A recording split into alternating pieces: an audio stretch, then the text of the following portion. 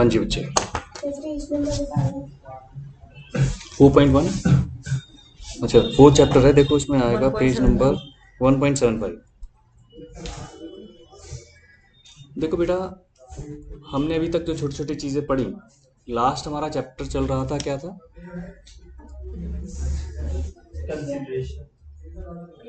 Consideration के बाद हम एक और आगे आ गए थे, essential elements of a valid contract. हम वो सब पढ़ रहे थे, क्योंकि हमारी बात चल रही है कॉन्ट्रैक्ट को लेकर। कॉन्ट्रैक्ट में हम सब जानते हैं कि देयर आर टू पार्टीज, है ना। एक पार्टी ने ऑफर करना है, दूसरी पार्टी ने एक्सेप्ट करना है। इन्हीं को लेकर छोटी छोटी बातों को एलैबोरेट किया जा रहा है। लॉ में जैसे मैं हमेशा से कहता रहा हूँ कि एलैबोरेशन बहुत ज़्यादा है। एक छोटी छोटी बात को बहुत अच्छे से एलैबोरेट किया जाता है, एक टर्मिनोलॉजी को पकड़कर उस पर एक पैराग्राफ, एक चैप्टर, एक बुक तक लिख दी जाती है। जब हम दो पार्टीज के कॉन्ट्रैक्ट की बात कर रहे हैं, एक ने ऑफर किया, एक ने एक्सेप्टेंस किया। जैसे हम एग्जाम्पल लेते थे कि मैंने आपको ऑफर किया आप मेरी कार खरीद लीजिए, और आपने कहा हाँ ठीक है, 2 लाख रुपए में डील हो गई। इस कॉन्ट्रैक्ट के अंदर जो अगला पार्ट स्टार्ट होना है एसेंशियल एलिमेंट्स के बाद, वो है performance of contract. Performance, what to perform. जो मैंने ऑफर किया मैं वो परफॉर्म करूंगा, जो उस ऑफर के बदले आपने कंसिडरेशन डिसाइड किया आप उसको परफॉर्म करेंगे। यानी दोनों पार्टीज की तरफ से परफॉर्मेंस का होना जरूरी है। उसी चीज को वो इलैबोरेट कर रहा है। तो स्टार्ट करें, रजिस्टर पर छोटा छोटा लिखते हुए चलेंगे। सबसे पहला section 37, obligation of parties to contracts. जैसे मैं कहता हूं एक एक दो दो वर्ड लिखते हुए चलेंगे, जिससे आपका एक पॉइंट कंप्लीट होगा। Obligation of parties to contracts, section 37।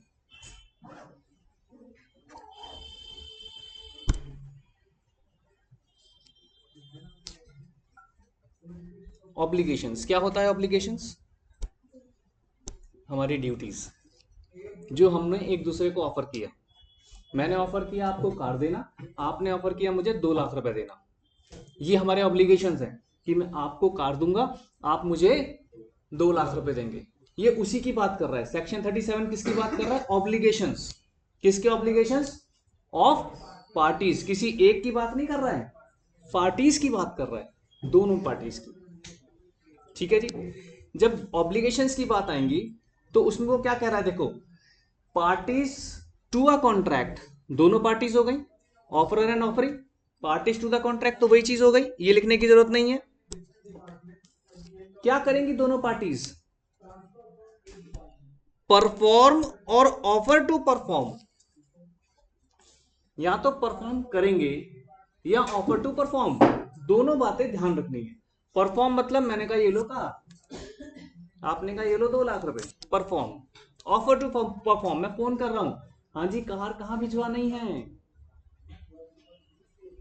आपने कहा इस एड्रेस पर भिजवानी है, मैंने परफॉर्म करने की ऑफर की, आपके पास कार पहुंच गई, सर 2 लाख रुपए कहां भिजवाने हैं, यही होता है ना, उसे कहते हैं ऑफर टू परफॉर्म। ठीक है जी। पार्टीज क्या करेंगे, एक दूसरे को या तो परफॉर्म करेंगे या ऑफर टू परफॉर्म। तो लिखे फर्स्ट पॉइंट ऑफर और offer to perform. First point है इसका ऑफर और ऑफर टू परफॉर्म।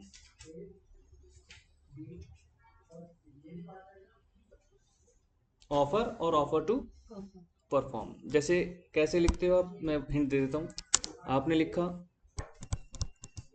ऑफर और ऑफर टू परफॉर्म, ये हमारा फर्स्ट पॉइंट हो गया। ये क्या, गुड मॉर्निंग, ये क्या ऑफर कर रहे हैं? परफॉर्म का। किस चीज का ऑफर कर रहे हैं? ऐसे डालकर लिख लो, रिस्पेक्टिव देयर रिस्पेक्टिव क्या, promises, their respective promises. Sir obligation लिख सकते हैं? हाँ बिल्कुल लिख सकते हैं, देयर रिस्पेक्टिव प्रोमिसेस। ये फर्स्ट पॉइंट है इसका हमारा। फिर देखो क्या कह रहा है, यानी सेक्शन 37 में हमारी जो स्टार्टिंग होगी वो क्या होगी? पार्टीज बिटवीन द कॉन्ट्रैक्ट या both the parties of the contract either offer or offer to perform their respective promises. Unless में क्या कह रहा है, देखो यहां पर एक अनलेस में कंडीशन लगा रहा है, unless such performs is dispensed with or excused under the provisions of the contract act of any other law. Dispensed, ये अनलेस बिट लिखा हुआ है, यानी जब मैं आपको अपने ऑफर को परफॉर्म करने के लिए ऑफर कर रहा हूं या परफॉर्म कर रहा हूं, तो मुझे कोई दूसरा लॉ, इंडिया के अंदर कोई दूसरा लॉ रोक ना रहा हो, कोई दूसरा लॉ रोक ना रहा हो. मैंने आपको ऑफर किया कि I will provide you AK-47.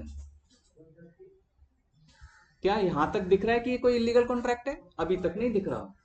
मैंने ऑफर किया है इधर I am the licence holder, delivery person, की मैं आपको और आप भी वायबल हैं, खरीदने के लिए एलिजिबल हैं, तो हो गया. लेकिन अगर मैं एक लीगल डीलर नहीं हूं तो मुझे आर्म्स एक्ट रोकता है कि मैं आपको वो डिलीवरी ना दूं. फिर बोल रहा हूं, देखो ये एक्चुअली इस तरह की चीजें आएंगी हुई गलत चीजों में, इसलिए एग्जाम्पल वही वाले दे रहा हूं. जैसे लिकर, मैं लिकर का ऑथराइज डीलर हूं तो मैं आपको लिकर सप्लाई कर सकता हूं. हमारे बीच में एक कॉन्ट्रैक्ट बनेगा, 25 साल की एज के बाद आप खरीद सकते हैं, एक लीगल कॉन्ट्रैक्ट बनेगा. सपोज आप 25 से छोटे हैं तो आप तो खरीद ही नहीं सकते. अब मैं ऑफिशियल डीलर सही, लेकिन आपको अब मैं सेल नहीं कर सकता क्योंकि वहां पर वो एक लॉ रोक रहा है. समझ रहे हैं? तो अनलेस में क्या लिखना है कि any other law exist in India if dispensed you या एक्सक्यूज्ड यू. अगर वो एक्सक्यूज देता है कि आप ये परफॉर्मेंस पूरा नहीं कर सकते तो आप परफॉर्म नहीं करेंगे. तो इसमें एक छोटा सा अनलेस के साथ ये सेकंड पॉइंट ऐड कर देना. सेकंड पॉइंट अनलेस वाला, अनलेस अनलेस अनलेस लिखा, performance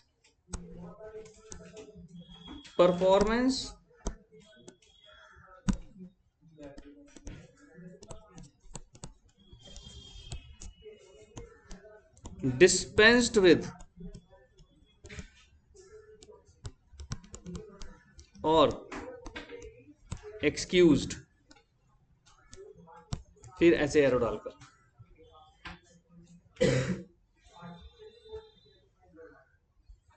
unless performance dispensed with or excused, इसके सामने क्या आ गया दोनों के लिए? कब ये होगा? Under any other law exist in India. Got this point? तो ये छोटा सा है हमारा सेक्शन 37. अब आप देखो क्या कहता है. ये जो नेक्स्ट लाइन है उससे पढ़ने से पहले मैं आपको एक एग्जाम्पल पढ़ा रहा हूं. देखिए, इस लाइन को नहीं पढ़ेंगे, प्रॉमिस बाइंड वाला, पहले आप एग्जाम्पल पढ़ें. A promises to deliver goods to B on a certain day on payment of ₹1 lakh. A ने प्रॉमिस किया B को कुछ डिलीवर करने के लिए, गुड्स डिलीवर करने के लिए, और unfortunately A died before the day.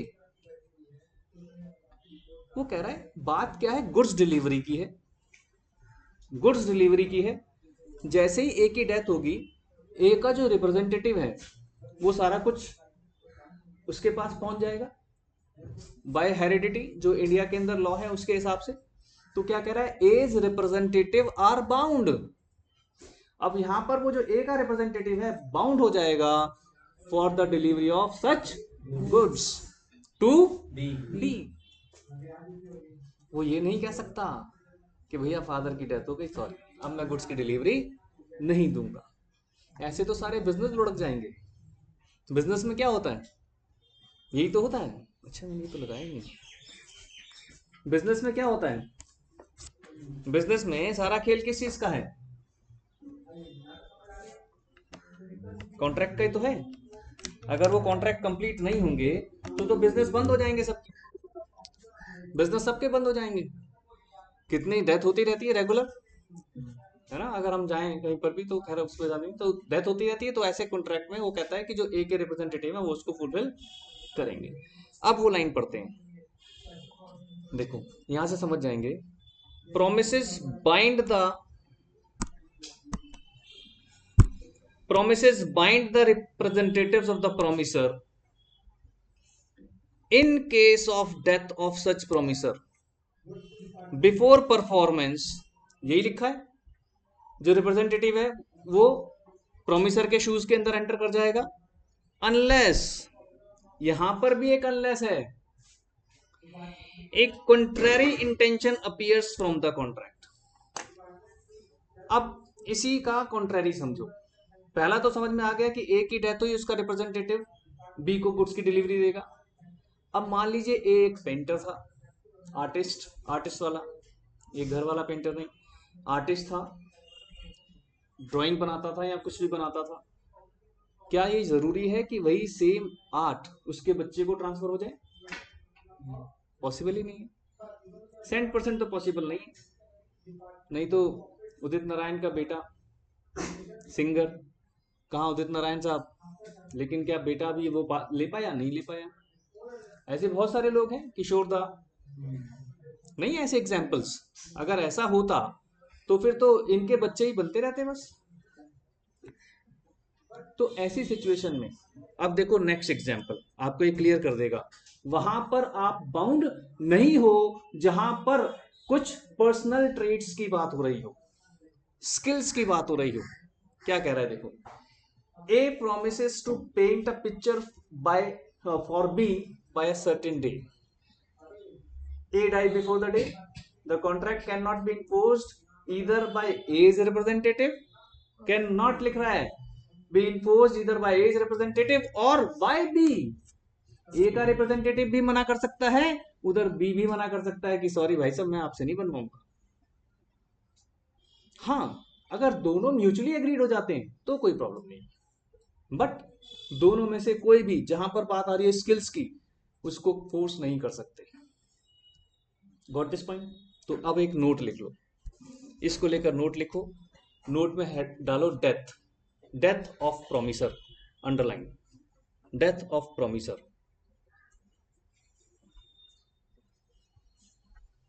Death of promisor, उसके सामने एरो डालकर लिख लो, representative will be bound, representative will be bound, representative will be bound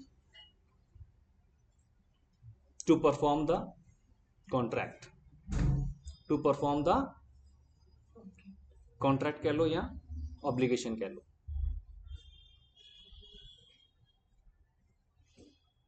unless, अब इसमें भी unless आ गया, unless a contrary intention, unless a contrary intention appears from the contract, unless contrary intention appears from the contract। दोनों example के लिए 37 explain कर पाएंगे अब आप? बिफोर द कॉन्ट्रैक्ट या अंडर द कॉन्ट्रैक्ट कह लो, ये बिफोर वो वाला बिफोर है, कॉन्ट्रैक्ट के अंदर जो होता है, या अंडर द कॉन्ट्रैक्ट कर लो। क्लियर सबको? 37 आ जाए सेक्शन 38 पर। ये इन्होंने थोड़ा सा उसको एक्सप्लेन किया है, ये मैं आपके लिए छोड़ रहा हूँ, ये आपने घर में पढ़ लेना। एक एग्जाम्पल 3 और पढ़ लेते हैं इसका।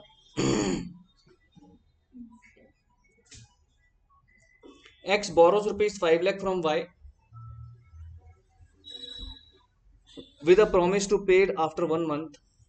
X repays the amount on the due date. तो क्या है ये? काम खत्म हो गया, अपनी ड्यूटी उसने पूरी कर दी, ठीक है, इसमें तो कुछ है ही नहीं। आओ जी लिखो। हाँ जी तो उसका बेटा उतारेगा। लोन उतारने में तो कोई पर्सनल स्किल्स की बात नहीं है। हाँ मैं बता देता हूँ उसका बेटा, इसका भी आगे भी आएगा आंसर, फिर भी मैं एडवांस में बता देता हूँ आपको। अगर किसी की डेथ हो जाती है तो उस डेथ के केस में उसके रिप्रेजेंटेटिव को सारी एसेट ट्रांसफर होती है, साथ में लायबिलिटी भी ट्रांसफर होती है। रिप्रेजेंटेटिव ये नहीं कह सकता कि मुझे सिर्फ एसेट्स दे दो जी। अभी आगे आने वाले पॉइंट में आएगा सक्सेशन, इसे कहते हैं सक्सेशन। विरासत में जो आपको मिलता है उसमें सिर्फ फ्रूट नहीं मिलेगा, सिर्फ गुलाब का फूल नहीं मिलेगा, उसके साथ जो कांटे हैं वो भी मिलेंगे। हाँ, आप लोन उतना ही पे करने के लिए एलिजिबल हो जितना आपको विरासत में एसेट्स मिले। अगर सारी एसेट्स बेचने के बाद भी सारा लोन नहीं चुक पा रहा, सपोज आपके पास 10 करोड़ की एसेट आई और आपके पास लोन था 10 करोड़ 50 लाख का, आपने 10 करोड़ की एसेट बेची, 10 करोड़ का लोन चुका दिया, अभी भी कितना बचा? आप तो ठन ठन गोपाल हो गए। आप उसके लिए बाउंड नहीं है, आप सिर्फ उतने तक के लिए बाउंड हैं जितना आपको विरासत में एसेट मिलेगा। ये फायदा। तो जो वो लोन नहीं चुकाते वो दिस इज द वे, वो कहेंगे ले लो ये बड़ी एसेट, ले लो, बेचो और ले जाओ। Got this point? और किसी को कोई डाउट? सेक्शन 38 जल्दी से आ जाए। सेक्शन 38, सेक्शन 37 सबको clear? Obligation of the parties to be fulfil की बात थी। यहाँ पर क्या कह रहा है? अब अगर मान लो किसी का वो मर गया तो फिर सिर्फ प्रिंसिपल अमाउंट देना है फिर इंटरेस्ट के साथ देना? फिर से बोलो। अगर मरने के बाद जो भी देखो, इंटरेस्ट की बात आएगी तो ये मैटर ऑफ कॉन्ट्रैक्ट हो गया। कॉन्ट्रैक्ट में क्या मेंशन है? अगर मेंशन है कि इंटरेस्ट भी देना है तो यू कांट डिनाई। सर मान लो अगर इंटरेस्ट देना है लेकिन जो बच्चा है वो 18 साल से बहुत कम का है, तो फिर वो 18 के बाद ही देगा या फिर पहले भी दे देगा? ये तो बेटे उसकी एसेट बाउंड हो गई ना। 18 साल का बच्चा थोड़ी बाउंड हो रहा है, उसकी एसेट बाउंड हो रही है जो मर गया। उसमें हमने पढ़ा था ना, बेनिफिट्स मिलेंगे माइनर को, लेकिन बेनिफिट्स का मतलब ये नहीं है कि फिर वो लाइबिलिटी के लिए हकदार नहीं है। एसेट्स भी बिकेगी, लाइबिलिटीज भी पे होगी, उसमें माइनर और मेजर का चक्कर नहीं। ऐसे तो फिर बहुत गड़बड़ हो जाएगी। उन्होंने साफ साफ कह दिया एसेट्स भी मिलेगी, लाइबिलिटीज भी मिलेगी। आप माइनर हैं, वो कह रहा है आप माइनर हो, हाँ जी माइनर, ठीक है, कुछ नहीं होता, आपसे पैसे नहीं मांग रहे, हम एक बाय कोर्ट ऑर्डर एक टीम बनाएंगे, वही वजह से मैंने कहा था उसके अंदर आपके फिर गार्जियंस आ जाएंगे, ट्रस्ट आ जाएगी, पीछे डिस्कस हुआ था ना, तो ट्रस्ट वो सब कुछ हैंडल करेगा। बच गया तो आपका, नहीं तो जय श्री राम। ठीक है जी, बच गया तो माइनर का, नहीं तो पहले आया कि दोनों ने अपने अपने ऑब्लिगेशन पूरे कर दिए, सिर्फ कॉन्ट्रेरी वहां पर डेथ को डाला गया कि अगर डेथ हो जाती है तो क्या होगा, है ना। ऑब्लिगेशन दोनों फुलफिल करने जा रही है पार्टी, कोई पार्टी को किसी से कोई वो नहीं है द्वेष भावना। यहां पर देखो सेक्शन 38 क्या कह रहा है? Refusal to accept offer of performance, refusal to accept offer of performance. मैंने कहा बच्चों कार कहाँ छोड़नी है, आपने एक एड्रेस भेज दिया, मैंने ड्राइवर के साथ कार भेज दी, ड्राइवर वहां जाकर खड़ा हो गया कि चाबी किसको देनी है, जिसके घर भेजनी थी उनके आपस में कुछ डिस्प्यूट हो गया हो या ना हुआ, उससे कोई मतलब नहीं, उसने ड्राइवर को भगा दिया, भाग यहाँ से, हमें नहीं लेनी कार वाला। क्या कर दिया? रिफ्यूज कर दिया। किसको रिफ्यूज कर दिया? एक्सेप्ट ऑफर ऑफ परफॉर्मेंस, जो मैंने परफॉर्मेंस ऑफर की थी आपने उसको रिफ्यूज कर दिया। समझ गए? बच्चे इस बार सेंटेंस नहीं समझ पाते कि हो क्या लिख रहे हैं। किस चीज का रिफ्यूजल हो रहा है? ऑफर ऑफ एक्सेप्टेंस का। कौन रिफ्यूज कर रहा है? प्रोमिसर नहीं कर रहा, प्रोमिसी रिफ्यूज कर रहा है। समझ रहे हैं? तो लिखो सेक्शन 38, पहले बुकिश लिखेंगे, effect of refusal of, effect of refusal of, क्या रिफ्यूजल हो रहा है? Except of, refusal of offer of performance, आप ब्रैकेट में लिख लेना बाय प्रोमिसी, जिससे आपको और क्लियर हो जाएगा कि कौन रिफ्यूज कर रहा है? प्रोमिसी। आप आए मेरे पास 2 लाख रुपए लेकर, मैं किसी अलग तरीके का माइंड ऑफ डिलीमा में चल रहा था, मैं नहीं मना कर देंगे, नहीं ले जब, यानी आप तो परफॉर्म कर रहे हो अपने ऑफर को और मैं उसे मना कर रहा हूँ, रिफ्यूजल। क्या होगा, आप सोच के बताओ क्या होगा। पैसे लेने से पहले तो मना कर दिया, हाँ, लेने के बाद तो नहीं किया था। पैसे लेने से मना कर दिया, हाँ जी। लेने के बाद तो मना किया, पहले तो मना कर सकते पहले ही कह रहे हैं, हाँ। वही तो कह रहे हैं, पहले ही हो रहा है। क्या हो रहा है देखो ध्यान से, refusal to accept offer of performance. जो मैं ऑफर की परफॉर्मेंस की आपको वो दे रहा हूं कि भैया ये पूरा कर दो, उसको आप रिफ्यूज कर रहे हैं। लेकिन रिफ्यूज कौन कर रहा है, हम क्या कह रहे हैं, प्रॉमिस। लिखो इसके बारे में छोटे छोटे।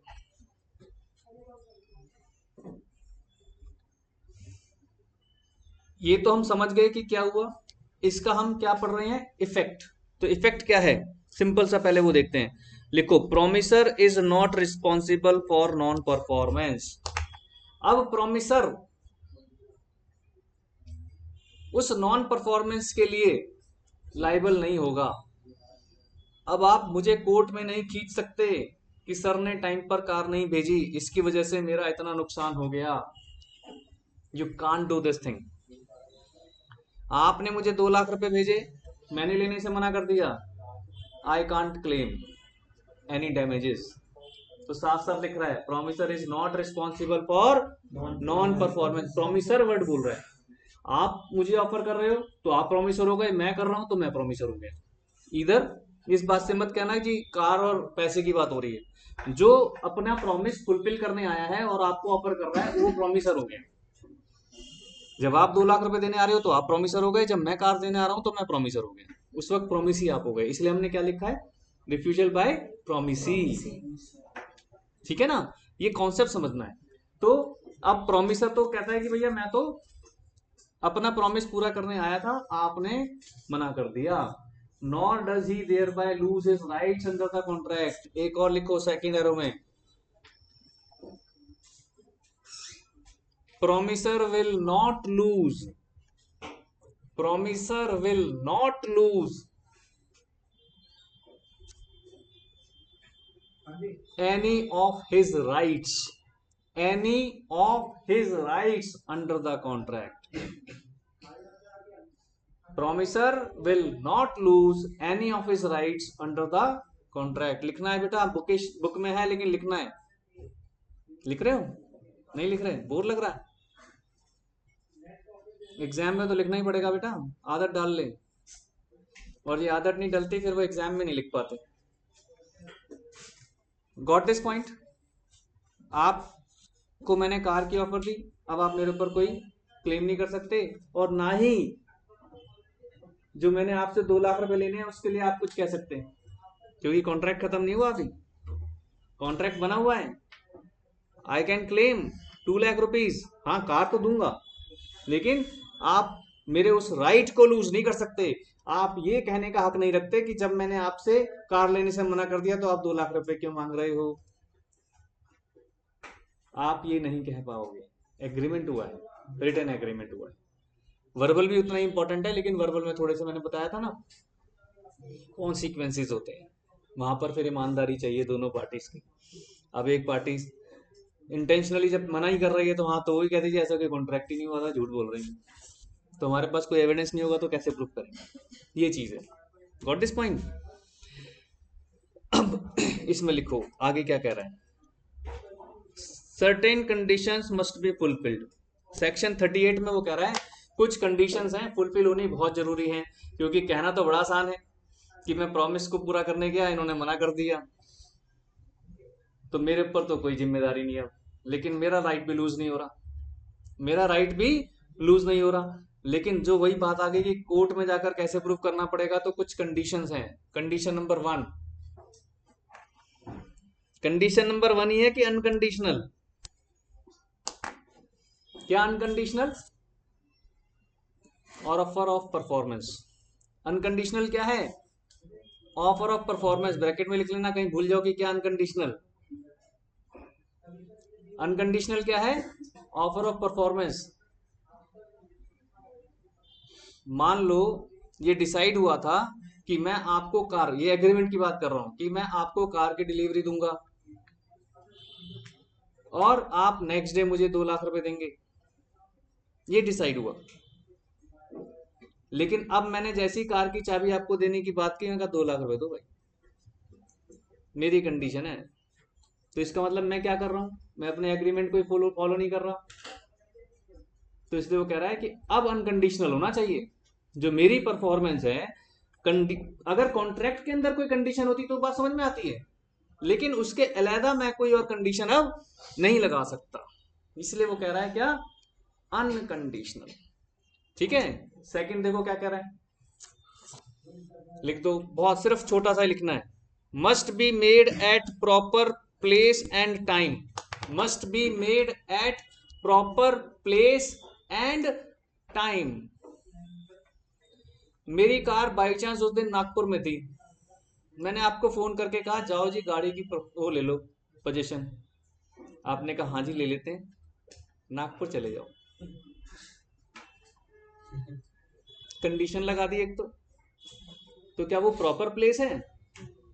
आप रहते हो लाजपत नगर या साउथ दिल्ली में, और मैं कह रहा हूँ जी गाड़ी की चाबी आपको नागपुर से मिलेगी गाड़ी, कहानी खत्म। प्रॉपर प्लेस नहीं है। प्रॉपर टाइम, रात को 3 बजे फोन कर रहा हूँ, हाँ जी सो रहे हो जग रहे हो? 3 बजे, अब क्या कर रहा होगा कोई 3 बजे? अब कोई सीए स्टूडेंट होगा तो चलो वो तो पढ़ रहा होगा, लेकिन हर कोई थोड़ी पढ़ रहा होगा, वो क्वेश्चन मार्क हो गए हैं। नहीं, सीए स्टूडेंट पढ़ते हैं 2-3 4 बजे तक, बिल्कुल पढ़ते हैं। ठीक है। मैंने ऐसे कई स्टूडेंट देखे जो दोपहर में सोते हैं, कह रहे सर दोपहर में बड़ी हमारे यहाँ चीख पाँव होती है, ये शोर वो शोर, तो मैं तो दोपहर में सोता हूँ और रात भर पूरा साइलेंस होता है क्योंकि सब सो चुके होते हैं। कह रहा I used to start my study at 10 and finish by 6 और 7, जब बच्चे उठ जाते हैं स्कूल जाने का टाइम और फिर वो चीख पाँव स्टार्ट हो जाती है। कह रहा है आई यूज टू डू ब्रेकफास्ट और सो जाता हूँ। कह रहा सोने के बाद फिर जो 6-8 घंटे की नींद लेनी है उसके बाद उठते हैं। सी स्टूडेंट करते हैं ऐसा, आप लोगों को भी करना पड़ेगा। एक लॉन्ग शिफ्ट लगाने के लिए you have to be, mind make up कर लो। थर्ड कंडीशन, ये समझ में आ गई, प्रॉपर प्लेस और प्रॉपर टाइम। ऐसे एग्जाम्पल देना, आपने ये नहीं सोचना कि इसमें कुछ ज्यादा बड़ा एग्जाम्पल आएगा। ये एग्जाम्पल प्रॉपर टाइम का मतलब है, अब मान लीजिए मेरी आपके साथ डीलिंग हुई है, official dealing, we are working in office, office to office deal हो रही है, तो आप ऑफिस टाइमिंग्स के हिसाब से आओगे। मैं अगर मान लीजिए एक डोमेस्टिक की बात करूं तो डोमेस्टिक में तो चलो एक बार के लिए वो पूछ लेते हैं, हाँ जी रात को 11 बजे डिलीवरी करते कोई प्रॉब्लम तो नहीं है? आपने कहना यस, 11 के वो 12 आएगा तो भी आप मना नहीं करोगे, मना कर सकते हो, राइट है, लेकिन तब भी हम कर लेते हैं।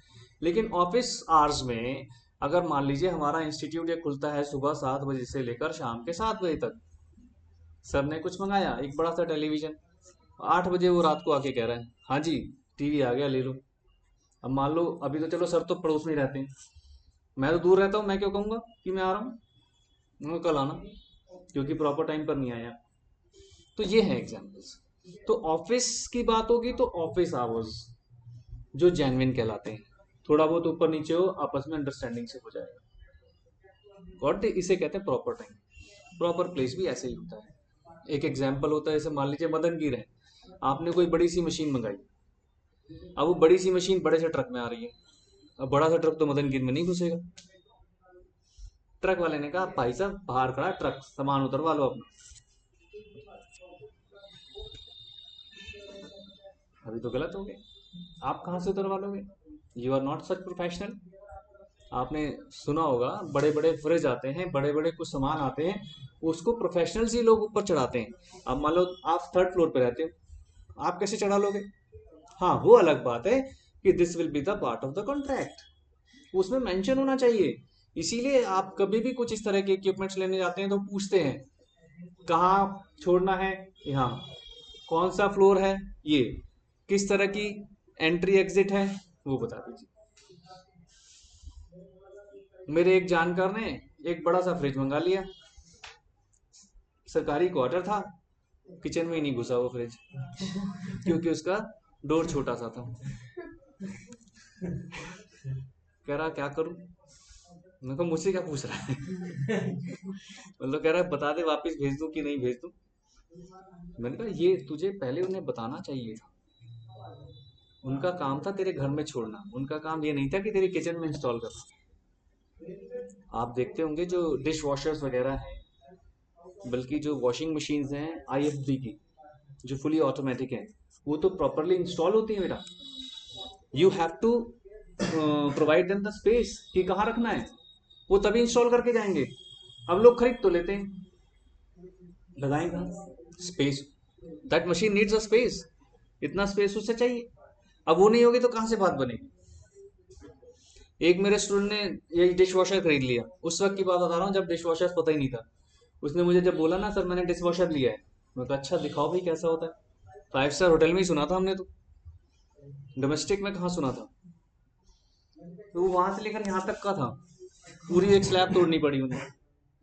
मैं कहा ये क्या है? डिश वॉशर है सर। अच्छा भाई, मैं कहा ऐसा क्या होता है? तो उसके अंदर कुछ केबिन्स बने होते हैं, कौन सा बर्तन कैसे रखना है, कांच वाला यहाँ रखना है, वो अब नहीं पता था। मैं आपको बता रहा हूँ आज से करीबन 25 साल पुरानी बात। हमने तो 5 स्टार होटल में ही सुना था कि बर्तन जो है हाथ से नहीं धुलते, मशीन से धुलते हैं। अच्छा भाई ऐसा भी होता है, हमने लोगों ने घरों में हाथ से ही देखे थे। तो वो चीजें हैं। वो कह रहा है सर पूरा स्लैब तोड़वाना पड़ा। आ गई मशीन, खरीद ली, अब इंस्टॉल कराओ। उसकी भी परफेक्ट इंस्टॉलिंग होती है। आपका दिल कर रहा है ना कि चलो आज जरा हिला के कुछ सफाई सफाई कर ले, यू कांट। तो सब पार्ट ऑफ कॉन्ट्रैक्ट है, वो पढ़ रहे हैं हम लोग, यही चीजें हैं सारी। ठीक है, तो थर्ड क्या कह रहे हैं? देखो थर्ड पॉइंट क्या कह रहा है? If the offer is an offer to deliver anything to the promisee, then the promisee must have a reasonable opportunity of, क्या है ये reasonable opportunity of seeing। आपने फ्रिज मंगाया बड़ा सा, आपके पास रीजनेबल अपॉर्चुनिटी होनी चाहिए ये देखने की कि जो मैंने पसंद किया है आइटम वही आया है कि नहीं। ये कह रहा है। अगर आपके पास रीजनेबल अपॉर्चुनिटी नहीं है तो वो कॉन्ट्रैक्ट इनवैलिड हो जाएगा, बिल्कुल वाइड हो जाएगा। वो कह रहा नहीं हम नहीं दिखाएंगे जी, बॉक्स में पैक है जैसा है वैसे। आपको कि sorry, I have full right. Reasonable opportunity, reasonable होना चाहिए, रीजनेबल अपॉर्चुनिटी। अब आप भी कुछ कहें नहीं जी अब बैठ जाओ पहले मैं देखूंगी कि आइस जमती है कि नहीं। आपने बोला था 1 घंटे में या 15 मिनट में आइस जमती है, बैठो हम पहले चेक करेंगे। तो लोग कहते हैं ना कि हम स्टार्ट नहीं करेंगे, इंजीनियर विल कम। आप देख लो प्रोडक्ट जो आपने ऑर्डर किया वही आया है कि नहीं। सबकी कोडिंग्स होती हैं, आप बिल से मैच कर लो, क्योंकि हर प्रोडक्ट का अपना आजकल एक यूनिफाइड कोड है। हर प्रोडक्ट का जो मर्जी ले लो, यूनिफाइड कोड है हर प्रोडक्ट का, बिल पर बकायदा मेंशन होता है। तो आपने रीजनेबल अपॉर्चुनिटी, अनरीजनेबल आप डिमांड नहीं कर सकते। तो लिख लो थर्ड कंडीशन क्या है? Reasonable opportunity of seeing, reasonable opportunity of seeing the product must be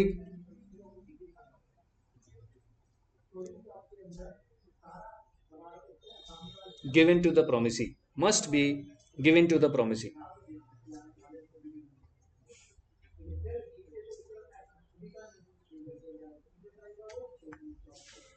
ठीक है जी, ये 3 कंडीशन। एक छोटा सा नोट लिख के नीचे नोट।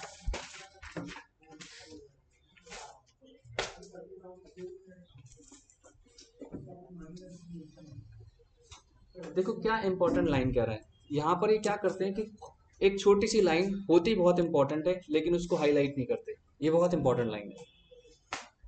कह रहा है an offer to one of several joint promises has the same legal consequences as an offer to all of them.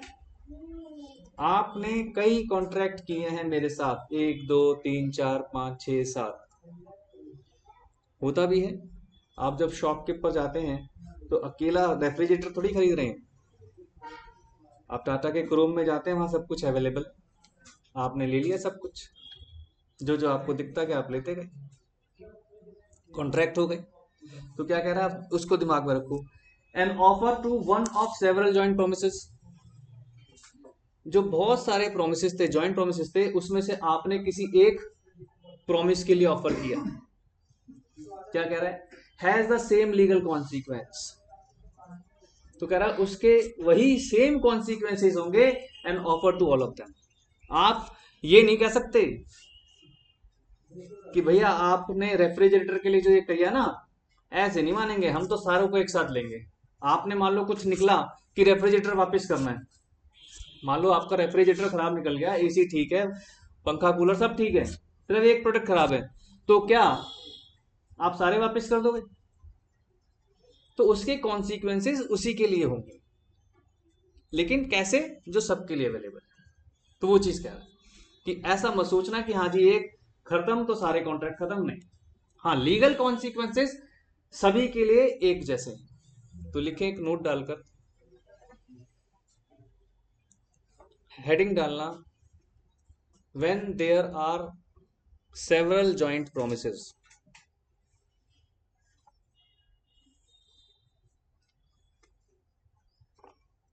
when there are several joint promises, arrow डालकर उसके सामने लिखो, legal consequences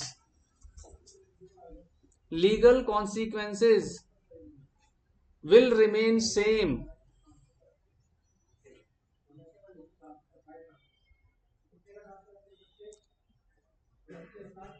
for a part or for all, for a part or for all।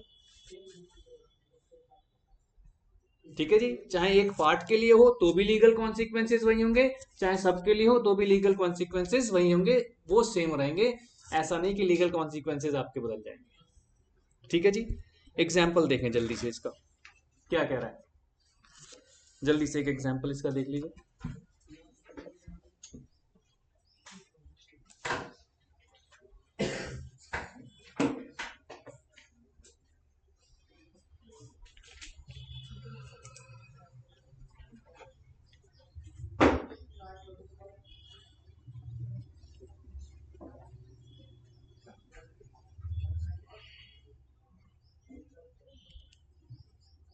है कुछ नया या आसान है? बताओ क्या समझे, अब बताओ क्या कह रहा है ये एग्जाम्पल। जो पी है ना, उसने प्रॉमिस किया आपको कि वो कुछ वो है गुड्स, वो उसको वो कर देगा सेंड। ठीक है, और जो पी है वो गुड्स लेके पहुंच गया आर के पास, तो जैसा उसने कहा था कि ऑफिस आवर्स में 5 बजे तक आ जाना, तो वो आ गया। मैंने कहा था ना ऑफिस आवर्स की बात आ रही है। ठीक है, ये जो आर था उसने लिए नहीं वो गुड्स, तो ये अटेम्प्टेड परफॉर्मेंस है पी की तरफ से, पी तरफ प्रोमिसर की तरफ से तो हो गई परफॉर्मेंस, क्योंकि वो प्रॉपर टाइम पर गया। बात है ना, प्रॉपर टाइम प्रॉपर प्लेस, ना टाइम की कोई प्रॉब्लम, ऑफिस आवर्स में गया है, प्लेस जो ऑफिस का एड्रेस दिया है। ठीक है, सिंपल है। तो तब भी वो मना कर रहा है, तो क्या होगा इसमें? वो कह रहा है, सिंपल कह रहा है जी, प्रोमिसर तो पूरा, प्रोमिसर ने अपनी ड्यूटी पूरी कर दी, दैट्स ऑल। तो यहाँ पर ये चीज कह रहा है, तो यानी प्रोमिसर के ऊपर कोई साइड इफेक्ट नहीं आएगा और उसके राइट्स भी खत्म नहीं होंगे। यही कहा था ना, दो चीजें स्टार्टिंग में लिखी, ना तो मेरे राइट्स क्लोज होंगे, और मैंने अपनी जो परफॉर्मेंस पूरी कर दी उसकी वजह से अब वो आप रिफ्यूज कर रहा है, तो वो मेरे ऊपर कोई लीगल एक्शन नहीं ले सकता। आई एम डन, सिंपल सी बात। ठीक है, गॉट इट। आ जाओ जी, सेक्शन 39।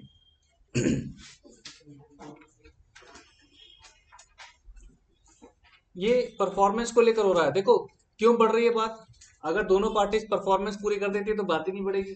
अब ये बात बढ़ रही है, पहले में क्या हुआ, प्रोमिसी ने मना किया, अब यहां पर क्या कह रहा है, देखो, effect of refusal of party to perform wholly, पूरा करने से मना कर रहे हैं। ये बड़ा इंपॉर्टेंट है, एग्जाम में क्वेश्चंस आ रखे हैं इसके ऊपर, बहुत इंपॉर्टेंट है, मार्क कर लेना। Effect of refusal of party to perform wholly, पूरा परफॉर्म करने से मना कर दिया। पूरा,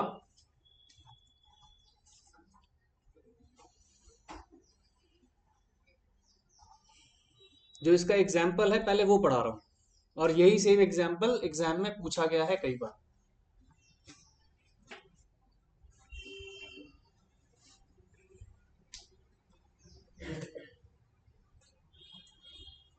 देखो पढ़ लें क्या कर रहे हैं, सेम क्वेश्चन आया हुआ बेटा एग्जाम्स में, आप देखेंगे ना, थोड़ा बहुत नाम वाम चेंज करके, अमाउंट अमाउंट चेंज करके, बट इतना इंपॉर्टेंट क्वेश्चन है ये।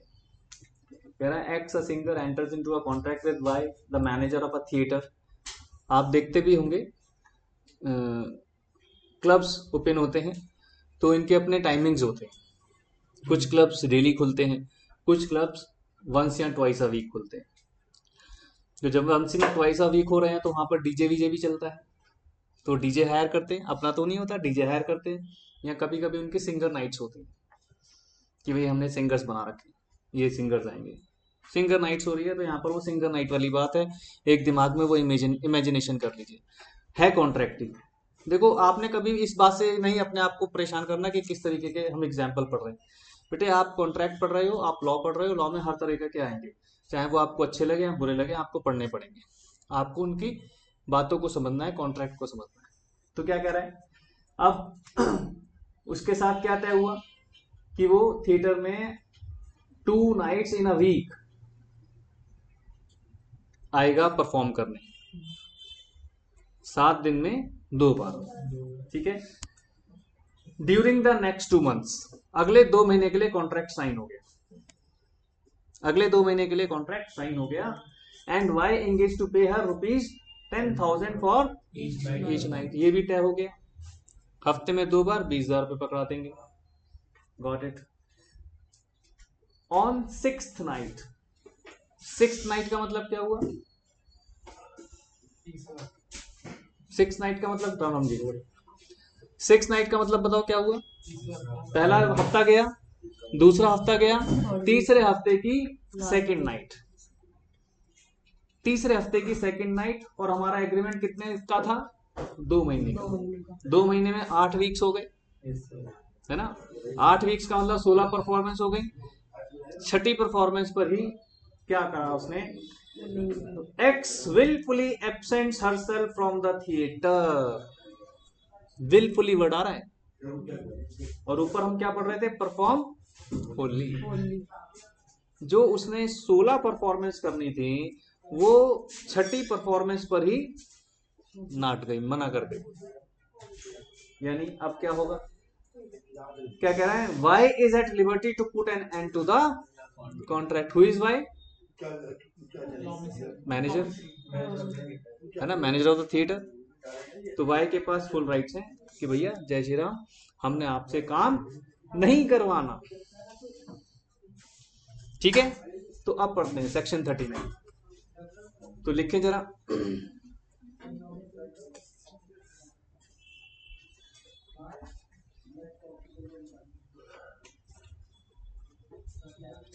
पॉइंट तो समझ आ गए, पॉइंट क्या है होली का, ये कैसे कैसे लिख रहा है पहले सुन लो, वो लिखना नहीं है। क्या कर रहा है इसने, रिफ्यूज टू परफॉर्म और डिसेबल्ड हिमसेल्फ फ्रॉम परफॉर्मिंग, बात दोनों एक ही है, या तो मना कर दिया या अपने आप को डिसेबल्ड शो कर दिया, जैसे नॉर्मली होता है, जिससे काम नहीं करना, अरे मेरी टांग टूट गई, है ना, वो यही करते हैं फिर, कैसे आऊं सर, वो कहेगा गाना तो मुंह से गाना है, अरे नहीं सर दर्द इतना हो रहा है कि गाने के साथ आके आवाजें भी आएंगी तो गाना नहीं हो पाएगा, ये अपने आप को डिसेबल शो करना। लेकिन दोनों ही सिचुएशन में क्या हो रहा है, हम बात मानकर चल रहे हैं कि परफॉर्म होली वाली सिचुएशन एब्सेंट हो रही है, तो उससे क्या होगा, लिखो पॉइंट नंबर 1, प्रोमिसी में put an end to the contract, promisee में put an end to the contract, first point में आ गया कि प्रोमिसी चाहे तो कॉन्ट्रैक्ट को, मे वर्ड लिख रहे हैं ये भी ध्यान रखना बेटा, मे वर्ड लिखने के पीछे क्या रीजन है, कुछ तो इंपॉर्टेंट होगा, चाहे तो इसका मतलब उसके पास ऑप्शन है, आगे क्या कह रहा है, unless he had signified by words or conduct his acquiescence in its continuance,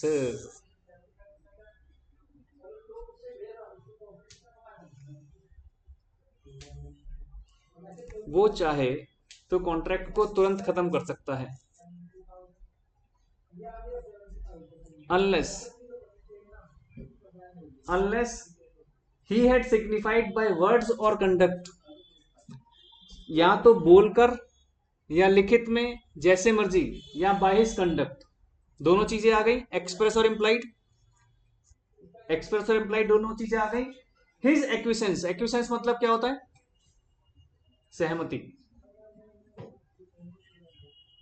एक्विसेंस है एक तरीके से अपनी सहमति देना, मंजूरी देना इन इट्स कंटिन्यूएंस, यानी जब तक उसने सहमति नहीं दी कंटिन्यूएंस की तब तक आप वो चाहे तो कॉन्ट्रैक्ट खत्म कर सकता है, लेकिन अगर उसने सहमति दे दी कंटिन्यूएंस की, एक्विसेंस दे दी, तो फिर वो कॉन्ट्रैक्ट खत्म नहीं होगा, इसलिए अनलेस लिख रहा है। तो लिखो point number 2, if promisee signified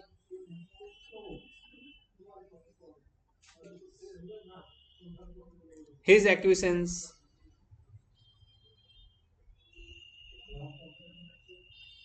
in its continuance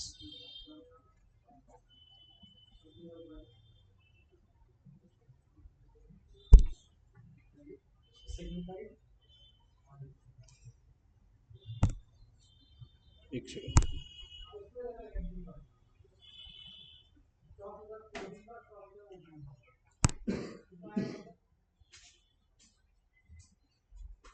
signifies his acquiescence, हो गया होगा ना स्टार्ट,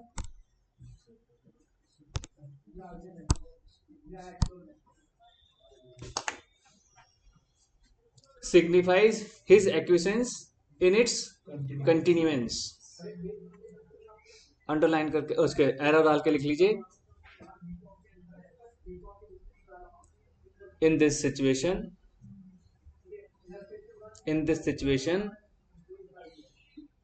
contract remains continued, ऐसी सिचुएशन में कॉन्ट्रैक्ट क्या रहेगा, कंटिन्यूड रहेगा।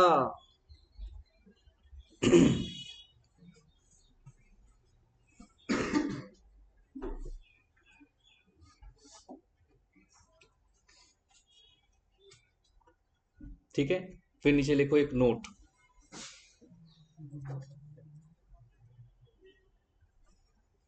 नोट, ये नोट किस से रिगार्डिंग है, इसी एक्विसेंस इन इट्स कंटिन्यूएंसी से रिलेटेड है बेटा। अब आपने कॉन्ट्रैक्ट को एंड नहीं किया और अपनी एक्विसेंस सिग्निफाई कर दी, नहीं आई छठी नाइट, आप चाहते तो उसी दिन कॉन्ट्रैक्ट खत्म कर सकते, आपने उसे फोन करा अगले हफ्ते, कौन सी नाइट आ रही थी अब, 7th नाइट को, प्लीज आप आ जाइए, ऐसा कर लेंगे वैसा कर लेंगे, आपको पैसे कम लग रहे हैं पैसे बढ़ा देंगे, हम ड्राइवर भेज देते हैं, कुछ भी आपने कहा, दैट्स अप टू यू, लेकिन आपने कंटिन्यूएंस की क्या शो कर दी उसको, ऑफर, इसका मतलब आप डिसकंटिन्यू नहीं करना चाहते। वो 6 नाइट नहीं आई, मान लो 7th नाइट भी नहीं आई, क्वेश्चन में तो आया कि लगातार 2 नाइट नहीं आई थी, उसके बावजूद भी आपने फोन किया, तो ऐसी सिचुएशन में क्या होगा, जो 2 नाइट्स हुई जिसमें वो नहीं आई, क्या होगा, देखो क्या कह रहा है, ध्यान से देखना, in case the promisee decides to continue the contract, ये उसी से रिलेटेड है एक्विसेंस से, मैं नीचे वाले पैराग्राफ में आ गया, यहाँ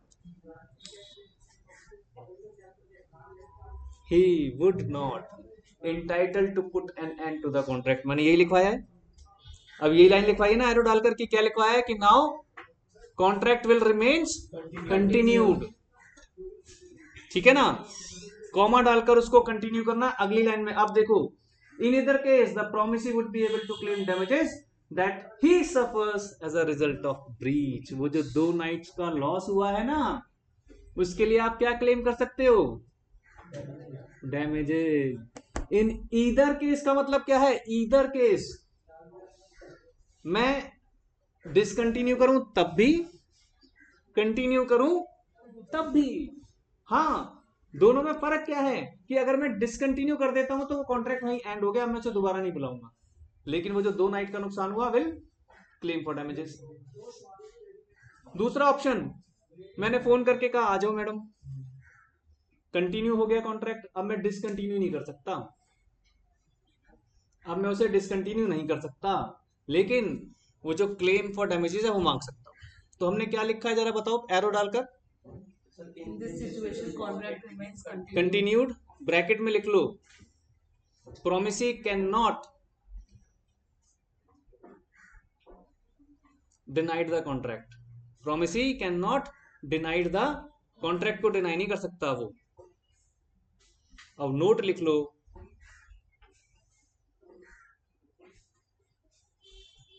promisee is able to claim for damages in any case. promisee is able to claim for damages in any case. कोई सा भी केस हो, डिसकंटिन्यूड वाला हो या कंटिन्यूड वाला हो, क्लेम फॉर डैमेजेस बनता है. Got this point? ये एग्जांपल याद रहेगा 2 नाइट्स वाला, ये बहुत आया है बेटा. आ जाओ जी, हेडिंग डालो, सेक्शन 40, 41 एंड 42. सेक्शन 40, 41 एंड 42 एक साथ डिस्कस हो रहे हैं. 40, 41 एंड 42 एक साथ डिस्कस हो रहे हैं. हेडिंग क्या है? By whom a contract may be performed. कौन कॉन्ट्रैक्ट को परफॉर्म कर सकता है? लिखो point number 1 section 40. Point number 1 section 40. Point number 1 section 40. इसमें ज्यादा कुछ पढ़ने की बात ही नहीं है, हम तो ये कह रहे हैं कि कौन परफॉर्म कर सकता है. Point number 1 section 40. अब 3 सेक्शन एक साथ है ना, 40, 41, 42.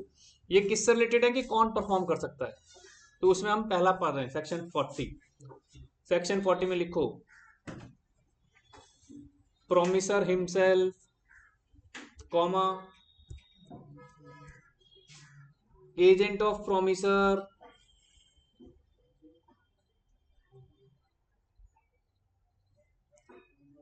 और लीगल रिप्रेजेंटेटिव ऑफ प्रोमिसर. ये है सेक्शन 40. अब बताओ इन तीनों में से कौन से नाम समझ नहीं आ रहे? Legal representative of the promisor कौन परफॉर्म कर सकता है? सेक्शन 40 कह रहा है ये तीनों में से कोई एक.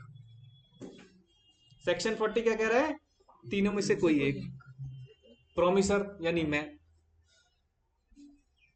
मैं अपनी कार की डिलीवरी आपको खुद दे सकता हूं. माई एजेंट, मेरे पास कोई स्टाफ है, मैंने उस स्टाफ को चाबी दी और कह दिया कि जाओ वहां दे आओ. माई एजेंट. मेरे साथ कुछ गलत घट गया तो माई सन. तीनों में से कोई भी परफॉर्म कर सकता है. ये कौन कह रहा है? सेक्शन 40. पॉइंट नंबर 1 सिंपल, ज्यादा डिटेल में जाने की जरूरत नहीं है, समझ गए? आ जाओ पॉइंट नंबर 2. अभी इसके एग्जांपल पढ़ते हैं. सेक्शन 41. पॉइंट नंबर 2 है सेक्शन 41. ये सबसे तगड़ा है क्योंकि बड़ा अजीब सा है. जो अजीब सी चीज होती है वही कंफ्यूज करती है. वो तो सिंपल दिख रहा है, प्रोमिसर, एजेंट और लीगल रिप्रेजेंटेटिव. यहाँ क्या कह रहा है देखो, थर्ड पर्सन. थर्ड पर्सन क्या करें? ध्यान से समझो. ए और बी के बीच में बातचीत चल रही है, झगड़ा हो रहा है, कुछ भी हो रहा है, परफॉर्मेंस को लेकर हो रही है. भाई तूने पैसे नहीं दिए, ये नहीं दिए, वो नहीं दिए. मान लो हमारी वाली सिचुएशन में मैंने कार की डिलीवरी दे दी, आपने मेरे को 1.5 लाख रुपए पकड़ा दिए. सर अभी तो नहीं है, कल सवेरे 50,000 रुपए, परसों ये वो फलाना ठिकाना. हर किसी का अलग अलग तरीके का नेचर. मान लीजिए कोई गंदा इंसान है, वो घर के बाहर खड़ा होकर अब्यूजिव हो गया. हम शरीफ से हैं, हमें डर लग रहा है, अरे यार ये हमारी तो कॉलोनी में इज्जत खराब कर रहा है. आपका एक neighbour who is very close to you, जो नहीं देख पाया, सनी देओल स्टाइल, नीचे उतरा, तेरी ऐसी की ऐसी, बता कितने पैसे हैं? 50,000 रुपए. पकड़, भग यहां से, दोबारा दिखाई ना देना है. ऐसी सिचुएशन याद करने के लिए बना रहा हूं, ये आपको याद रह जाए. प्यार से भी कह सकता था लेकिन सनी देओल स्टाइल ज्यादा याद रहेगा ना, प्यार वाली बातें कहाँ याद रहती हैं. तो अब समस्या क्या आ रही है वो तो 50,000 रुपये लेके चला गया, दिए किसने? थर्ड पर्सन ने। उसके दिमाग में 3 महीने बाद फितूर चला, गंदा इंसान तो था ही, जब तो गाली गुफ्ता कर रहा था। मैंने कहा पैसे किसने दिए? थर्ड पर्सन ने, उसने तो दिए नहीं। तो मेरा क्लेम तो बनता है इसके ऊपर, पैसे उसने कहां दिए? देखो ना लॉ कितना सोचता है। लॉ ने क्या सोचा कि ऐसे कोई थर्ड पर्सन अगर कर्जा उतार दे तो जो जिसने लोन दिया है अगर वो शातिर निकला तो वो तो क्या सोचेगा कि भैया पैसे तो मुझे दिए एक थर्ड पार्टी ने, मैं तो कह दूंगा कोर्ट में जी थर्ड पार्टी के साथ मेरा कोई लेन देन था वो हो गया, इन्होंने तो अभी तक पैसे ही नहीं दिए, इनसे पैसे लो मेरे 50,000। बात जेन्युइन सी दिख रही है? नहीं दिख रही, लीगली तो जेन्युइन सी दिख रही है। यहाँ तो उसी वक्त बैठ के हो गया होता फैसला, आपको ही बुलाते, वो आपके हाथ से दिलवाता, लेकिन वो आपको एम्बैरेस नहीं करना चाह रहा था। अब ये सिचुएशन बन गई, तो लॉ ने क्या कहा? लॉ ने देखो कितना फेवर किया, किसके लिए? तीनों के लिए, जिसने दिए उसके लिए भी, जिसको मिले उसके लिए भी, और जिसको पता ही नहीं है जिसको पता ही नहीं है उसके लिए भी। देखो क्या कह रहा है, इसका इफेक्ट सुनो। व्हेन ए प्रॉमिस, कहानी समझ गए ना स्टोरी? अब उस कहानी के हिसाब से पढ़ना आपको बड़ा आसान लगेगा। When a promisee accept performance of the promise from a third person, अब उसने तो थर्ड पर्सन से ले लिया 50,000, प्रॉमिस कंप्लीट हो गया। He can not afterwards enforce it against the promisor, यानी जिसको नहीं पता अब वो उसको इन्फोर्स नहीं कर सकता। That is performance by stranger. तो जो हमने ये लिखा इसके ब्रैकेट में लिख लो performance by stranger, third person लिखकर भी, और ये लिख लो प्रोमिसर परफॉर्मेंस बाय स्ट्रेंजर। हाँ, ये हो सकता था उसी वक्त वो प्रोमिसी, वो गंदा इंसान उसको मना कर देता, मैं आपसे पैसे क्यों लूं, हु आर यू, मैं तो उन्हीं से लूंगा जिससे लेने। तो वहां पर उसकी जेन्युइननेस दिखती, और जेन्युइननेस दिखती। पैसे लेकर ना मांगने आए तो भी जेन्युइन है, नो डाउट, लेकिन हम तो क्या कह रहे हैं कि वो उसकी क्राइम बुद्धि थी, वो तो और मांगने आ गया।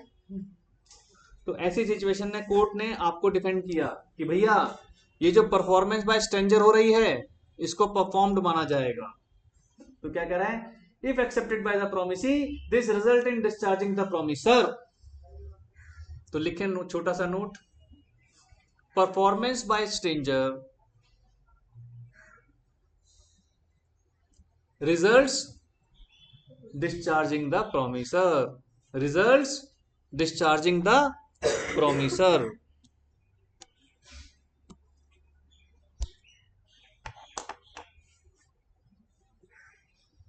ब्रैकेट में लिख लो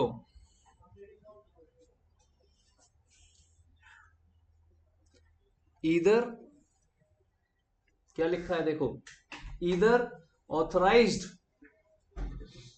सॉरी नीदर लिखो, ईदर नहीं, नीदर ऑथराइज्ड नॉर रेटिफाइड।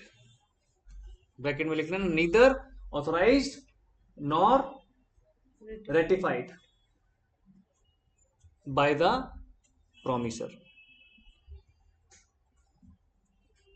ये नोट है उसका कि ये, जबकि ना तो उसने उसके साथ क्या किया, आप तो घर में चले गए आपको तो पता ही नहीं है, ना तो आपकी तरफ से उसको क्या किया गया, ऑथराइज किया गया है, ना ही आपने उसको क्या किया, ratified. Neither authorised nor ratified. ठीक है जी, इसमें इतना याद रखना है। आओ जरा एग्जाम्पल 11 पढ़ लो। एग्जाम्पल 11,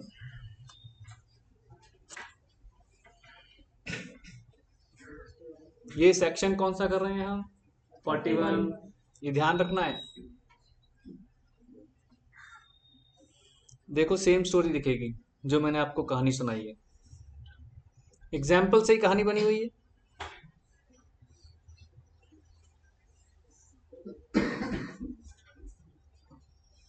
यानी स्ट्रेंजर ने जितना पैसा दे दिया अब आप उसको क्लेम नहीं कर सकते। सबको समझ आ गए? पढ़ रहे हो कि नहीं सारे, कहीं मुंडी हिला रहे हो? आ जाओ जी, इसका पॉइंट नंबर 3 सेक्शन 42, 40 हो गया, 41 हो गया, 42 पर आ गए। हेडिंग डाल दो जॉइंट प्रोमिसर।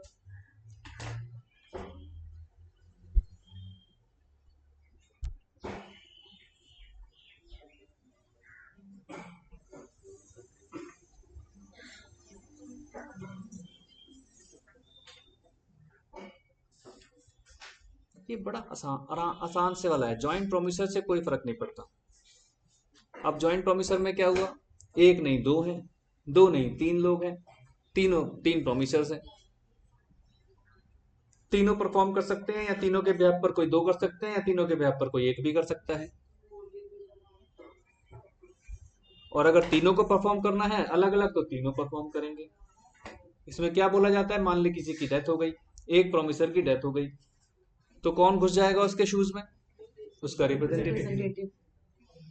कह रहा जी दूसरे की भी डेथ हो गई, उसका भी रिप्रेजेंटेटिव, अरे भी तीसरे की भी डेथ हो गई, उसका भी रिप्रेजेंटेटिव। तो ज्वाइंट प्रोमिसर सबसे आसान है, मतलब कोई वो नहीं है।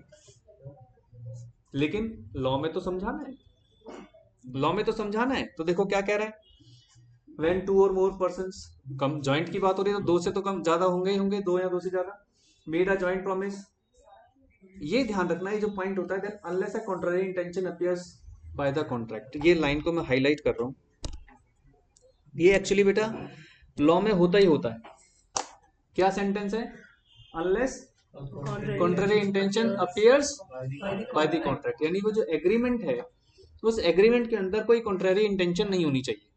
कॉन्ट्ररी इंटेंशन क्या आई थी अभी पीछे, स्किल्स की बात थी ना, तीनों आर्टिस्ट थे, अब उसका बेटा नहीं घुस पाएगा क्योंकि वो आर्टिस्ट नहीं है।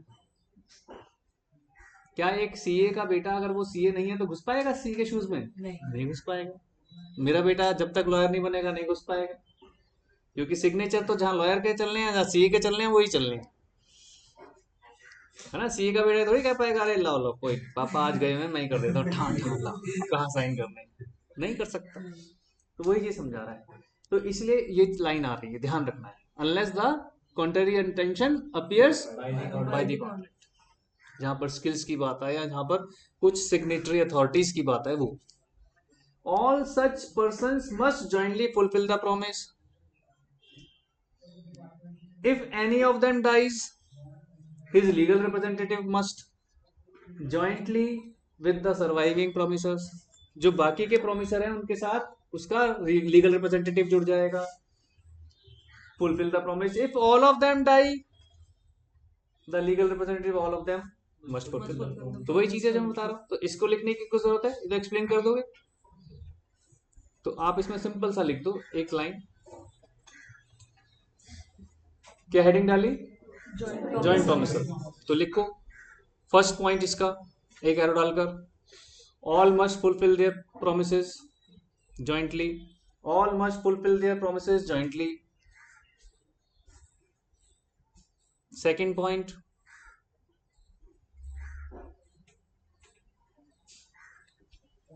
if there is no contrary intention, if there is no, unless की जगह मैंने सीधा लिख दिया, if there is no contrary intention, comma, legal representative will enter in the shoes of, legal representative will enters in the shoes of the promiser। ये एक sentence ऐसा बनाया जाता है, will enter in the shoes of the promisor, एक कहने वाली बात होती है, जैसे कि फादर के शूज अब कौन पहनेगा, तो उसमें घुस गया, मतलब ये इस तरीके से एक सेंटेंस बताया जाता है जब किसी को लीगल लैंग्वेज में बताते हैं। एग्जाम्पल बड़ा सिंपल सा है, जल्दी से पढ़ डालो, एकदम वही जो मैंने कहानी सुनाई है वही सेम, जल्दी से पढ़ डालो, एग्जाम्पल से एक बार और सेट हो जाएगा दिमाग में हम क्या लिखें।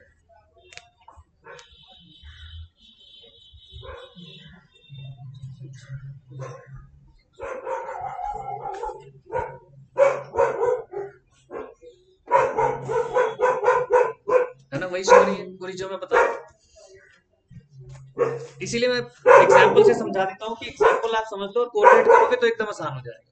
लेकिन याद है कि एग्जाम्पल भी याद रखने जरूरी है ना, पता चला कि एग्जाम्पल ही भूल गए। वो छोटा सा पॉइंट जो अभी हमने पीछे डिस्कस कर लिया वो आ रहा है, सक्सेशन एंड असाइनमेंट। क्योंकि बात डेथ पर चली तो उन्होंने कहा जब डेथ पर चली तो भाई जरा ढंग से एक्सप्लेन कर दो, है ना। उसको कुछ क्वेश्चंस होंगे, वो अपनी भाषा में पूछ रहा है।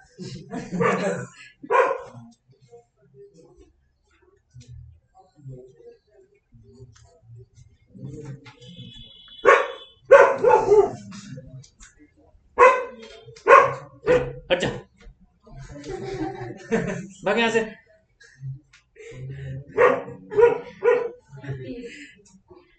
भाषा नहीं समझना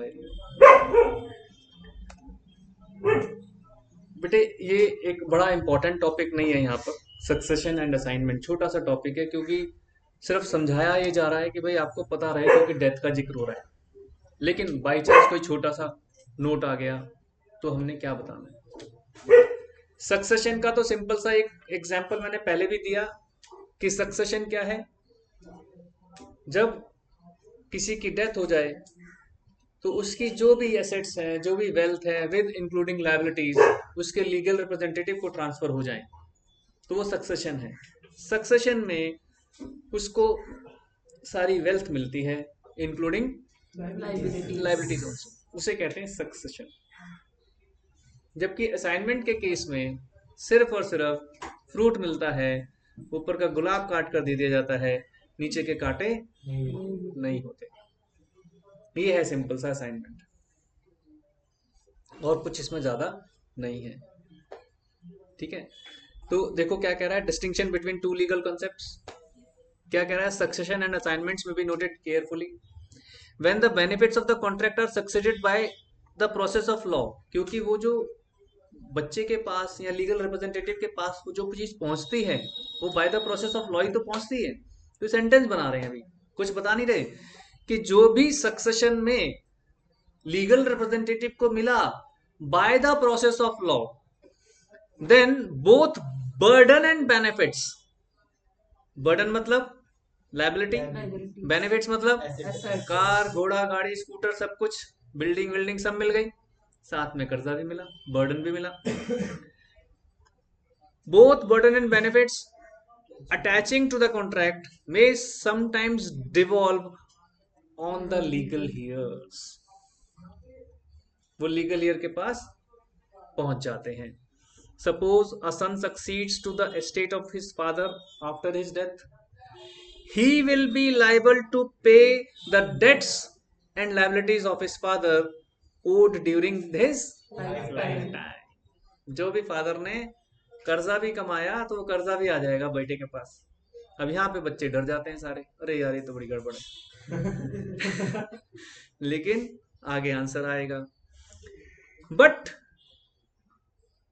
if the debts owed by the father exceed the value of the estate inherited by the son, then he would not be called upon to pay the excess। बच्चे खुश हो जाते हैं, हाँ ये शांति है भाई।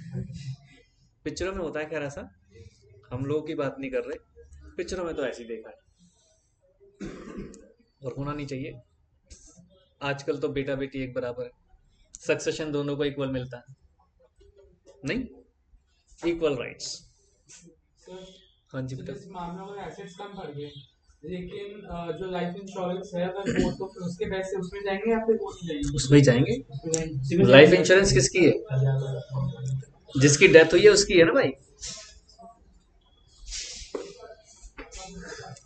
बशर्ते लाइफ इंश्योरेंस उसकी हो जिसकी डेथ हुई है।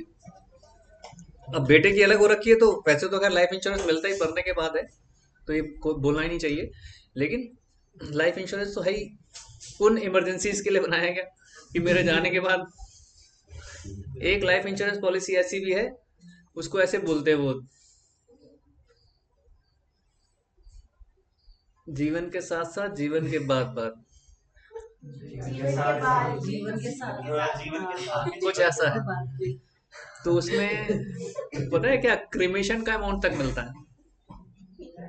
क्रिमेशन अंतिम संस्कार, उसमें उस पॉलिसी के अंदर, वो पॉलिसी का जिक्र छेड़ दिया तो बता दो, उसमें एक क्रिमेशन करके अमाउंट भी है। क्रिमेशन सेरेमनी के लिए इतना अमाउंट मिलेगा। तो अगर बच्चे क्लेम करेंगे तो मिलेगा। हाँ हाँ, वो एक्चुअली वो उन्होंने ऐसी बनाई कि कोई नहीं चाहता अपने बच्चों के ऊपर बर्डन डालना।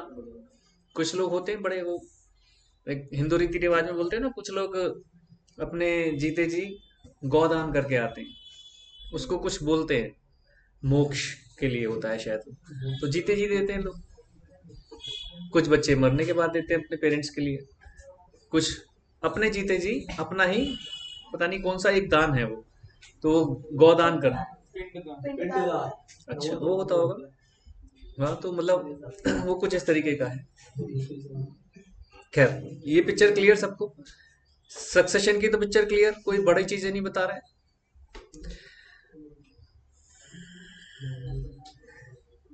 इन other words the liability of the son will be limited to the extent. तो ये आपके लिए नॉलेज का पॉइंट है, क्योंकि आपके पास क्लाइंट्स आएंगे कभी कभी ऐसे, जब आप सीए बन जाएंगे वो आपसे पूछेंगे जी क्या करें अब, तो आप उनको समझाओगे कि चिंता मत करो क्लाइंट साहब, आप सेफ हैं। आपको जो एस्टेट मिली है और जो लायबिलिटीज मिली है, लायबिलिटीज कभी भी आपकी एस्टेट से ऊपर नहीं जा पाएंगी। आपके लिए जो भी फादर की प्रॉपर्टी है या जो भी आपको मिल रही है इनहेरिटेंस में, उससे ही सारा कुछ कर्जा उतारा जाएगा। ये तो है सक्सेशन। अब देखो असाइनमेंट में वो क्या कह रहा है, इसमें हम लिखेंगे भी नहीं, बस इसमें ही पढ़ना है, कुछ नहीं लिखना, क्योंकि ये बहुत ही कम इंपॉर्टेंट है। In the matter of assignment however the benefit of a contract can only be assigned but not the liabilities. Benefits तो असाइंड हो जाएंगे लेकिन लायबिलिटीज असाइंड नहीं होंगी बच्चे, लायबिलिटीज असाइंड नहीं होंगे। कैसे होगा? कैसे होगा कैसे आ रहे हैं असाइनमेंट्स नॉर्मली इनहेरिटेंस नहीं है, ये इनहेरिटेंस नहीं है बेटा, पहली बात तो ये समझ लो। सक्सेशन इनहेरिटेंस है, ये विदाउट इनहेरिटेंस है। सक्सेशन मरने के बाद मिलेगा, डिफरेंस अभी लिख भी लेना, सक्सेशन मरने के बाद मिलेगा, असाइनमेंट जीते जी हो सकता है। असाइनमेंट में मरने की जरूरत नहीं है। सक्सेशन में एसेट्स और लायबिलिटीज दोनों मिलेगी, असाइनमेंट में सिर्फ एसेट्स मिलेंगे यानी बेनिफिट्स मिलेंगे, लायबिलिटीज नहीं मिलेंगे, क्योंकि वो इनहेरिटेंस में नहीं है, वो हम किसी को भी कर जाते हैं। देखो अब क्या कह रहा है, तो ये तीन डिफरेंस अभी लिख लेंगे। क्या कह रहा है, this is because when liability is assigned a third party gets involve therein, यानी बेसिकली असाइनमेंट में थर्ड पार्टी की इन्वॉल्वमेंट को साइड कर दिया गया है। फर्स्ट पार्टी कौन, जिसने असाइनमेंट किया, सेकंड पार्टी कौन, जिसके फेवर में किया। तो कह रहे हैं इसमें थर्ड पार्टी की कोई इन्वॉल्वमेंट नहीं है, वहां पर थर्ड पार्टी की इन्वॉल्वमेंट हो गई थी। Thus, a debtor cannot relieve himself of his liability to creditor by assigning to someone else his obligation to repay the debt. बताओ क्या मीनिंग है इसका? A debtor, अकाउंट्स के बंदे हो सारे के सारे, cannot relieve himself of his liability to creditor by assigning to someone else his obligation to repay the debt. तो जिसने भी साइन किया है उसको पैसे देने पड़ेंगे अपने क्रेडिटर को, चाहे उसने साइन किया, असाइन करने के बाद। वो सिंपल सा कह रहा है कि जो क्रेडिटर्स हैं उसका मैं डेटर्स के साथ मिक्सिंग नहीं कर सकता। डेटर पैसा देने वाला, क्रेडिटर पैसा लेने वाला, दोनों को आमने सामने नहीं करता। समझ रहे हैं बात को? तो लायबिलिटीज जो हैं वो उसको मैं खुद ही पे ऑफ करूंगा, वो उधर ट्रांसफर नहीं होंगे। आपको सिंपल वर्डिंग्स में ये याद रखना है। असाइनमेंट का सिंपल सा मीनिंग है कि बेनिफिट्स ट्रांसफर होंगे, नॉट द लायबिलिटीज। यानी अगर मैं किसी को कहता हूं तो मैं उसे ये कहूंगा कि भाई इससे आपको पैसे मिलने हैं, दैट्स ऑल। लेकिन मैं उसे ये नहीं कहूंगा कि आपने उसके पैसे भी दे दिए, वो नहीं कह सकते। ठीक है। ऑन द अदर हैंड ये देखो क्या कह रहा है, if a creditor assigns the benefit of a promisee, he thereby entitles the assigned to realize the debt from the debtor, but where the benefit is coupled with a liability or when a personal consideration has entered into the making of the contract, then the benefit cannot be assigned. यानी creditor के साथ simple सा एक मेरा अलग contract रहेगा, उसके साथ बेनिफिट्स की मिक्सिंग नहीं की जाएगी। तो छोटे छोटे एग्जांपल लिख लो, एक तरफ लिख लो सक्सेशन और एक तरफ लिख लो असाइनमेंट। छोटे छोटे एग्जांपल, छोटे छोटे पॉइंट्स। पहला क्या था, सक्सेशन में लिख लो after death, that is no death. Assignment में आ गया नो डेथ। दूसरा example, assets as well as liabilities will be transfer to the successor. Assets and liabilities will be transferred, जबकि उसके केस में क्या होगा, only benefits will be transferred, not liabilities. ठीक है। और क्या बताया था तीसरा,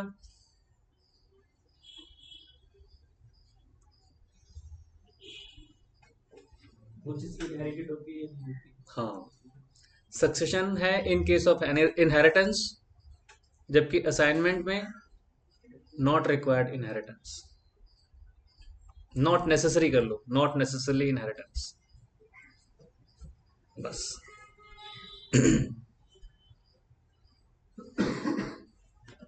ठीक है जी। इसको किसी सेक्शन के साथ मर्ज नहीं किया था इन्होंने, क्योंकि एक सिंपल सी बात को समझा रहे थे, क्योंकि डेथ बीच में आई। हमारा 39, 40, 40, 41, 42 हो गया हमारा। कुछ लेकिन बिल्स पे तो हम डेटर को क्रेडिटर्स को आमने सामने कर देते हैं। हाँ, तो वो असाइनमेंट नहीं है ना, सेटलमेंट है। वो कर नहीं सकते हैं अभी, लेकिन वो सेटलमेंट का पार्ट हो गया, असाइनमेंट का पार्ट नहीं हो गया। असाइनमेंट में आप सिर्फ बेनिफिट्स ट्रांसफर कर सकते हो, लायबिलिटीज नहीं कर सकते। वो सिंपल से लॉजिक बता रहा है। ठीक है, आओ जी। देखो अब हेडिंग क्या आ रही है, जो अभी पीछे हमने पढ़ लिया, अब उसको इलैबोरेट कर रहा है। कौन थे, जॉइंट प्रोमिसर एंड प्रोमिसी की बात आ रही थी, तो हेडिंग डाल दो जॉइंट प्रोमिसर एंड प्रोमिसी।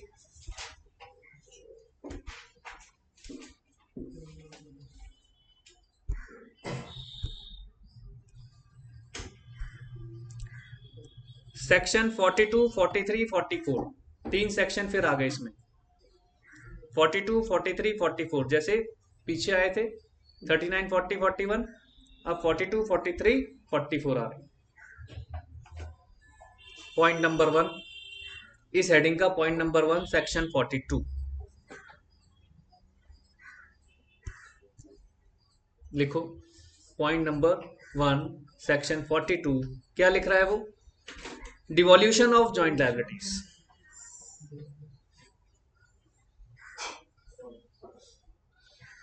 हर बार एक सेंटेंस जरूर मिल रहा है, देख लो, unless a contrary intention appears by the contract. ये सेंटेंस जरूर मिल रहा है, क्योंकि डेथ और स्किल्स की बात एक साथ मिक्स हो रखी है, डेथ और स्किल्स की। और स्किल्स का तो हमने एग्जाम्पल पढ़ ही लिया है, पेंटर हुआ, म्यूजिशियन हुआ, सिंगर हुआ। ये जरूरी नहीं है, ये जरूरी नहीं है कि उनको विरासत में वैसा ही मिले जैसा उनके फादर या मदर के पास था। तो क्या कह रहा है, when 2 or more persons have made a joint promise, जहां जॉइंट की बात आ गई तो 2 or more तो हो ही गए, तो वो भी याद करने की जरूरत नहीं है। जॉइंट प्रोमिसर में हमेशा आपकी स्टार्टिंग होगी when 2 or more persons, unless a contract, वो कह रहा है contrary intention appears under the contract, all such persons during the joint life, जो भी पीछे पड़ा वही देखना दिमाग से, and after the death of any of them his representative jointly with the survivor or survivors. पीछे भी यही पड़ा था, दोबारा से वही रिपीट हो रहा है, सेम रिपीट हो रहा है, कुछ नया नहीं है। तो सिंपल सी बात लिख लो इसमें, डिवोल्यूशन का मतलब क्या होता है, ऑब्लिगेशंस डिवॉल्व होकर किसके पास पहुंच गए? लीगल रिप्रेजेंटेटिव के पास। तो लिखें point number 1,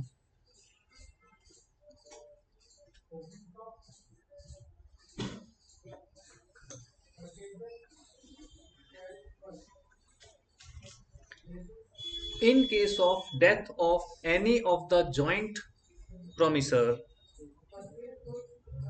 in case of death of any of the joint promisor,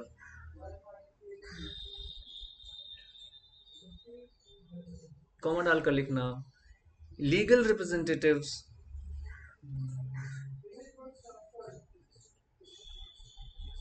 must fulfill the promise। ये सेक्शन 42 कह रहा है। मैंने इसको छोटा करके लिखा है, लेकिन आप इसे इलैबोरेट करेंगे। कैसे इलैबोरेट करेंगे? आप उसको समझाएंगे। ये तो लिख दिया हमने, फिर आप समझाएंगे। If any one of the joint promisor dies, legal representative of that deceased person will enters into the contract with the survivors। कौन कौन सर्वाइवर है? मान लो ए बी सी है, ए मर गया, बी और सी सर्वाइवर है, तो ए का लीगल रिप्रेजेंटेटिव बी और सी के साथ ज्वाइन हो जाएगा। अब तीनों मिलकर क्या करेंगे? प्रॉमिस को फुलफिल करेंगे। ए भी मर गया, बी भी मर गया, तो दोनों के लीगल रिप्रेजेंटेटिव किसको ज्वाइन करेंगे? सी को। प्रॉमिस फुलफिल करेंगे। तीनों मर गए तो तीनों के लीगल रिप्रेजेंटेटिव, तो पीछे भी हमने यही पढ़ा, यही है। तो इसने सिंपल सा क्या बता दिया आपको इस सेक्शन में? Devolution of promises. तो प्रोमिसेस डिवॉल्व होकर कहां पहुंच जाएंगे? लीगल रिप्रेजेंटेटिव को। हमने यही लिखा है, ज्यादा इसमें डिटेल में जाने की अभी जरूरत नहीं है, कुछ भी नहीं है। इस एग्जाम्पल में वही चीज दोबारा से समझा रहा है जो मैंने आपको कहा। आ जाओ जी, section 43 point number 2, section 43।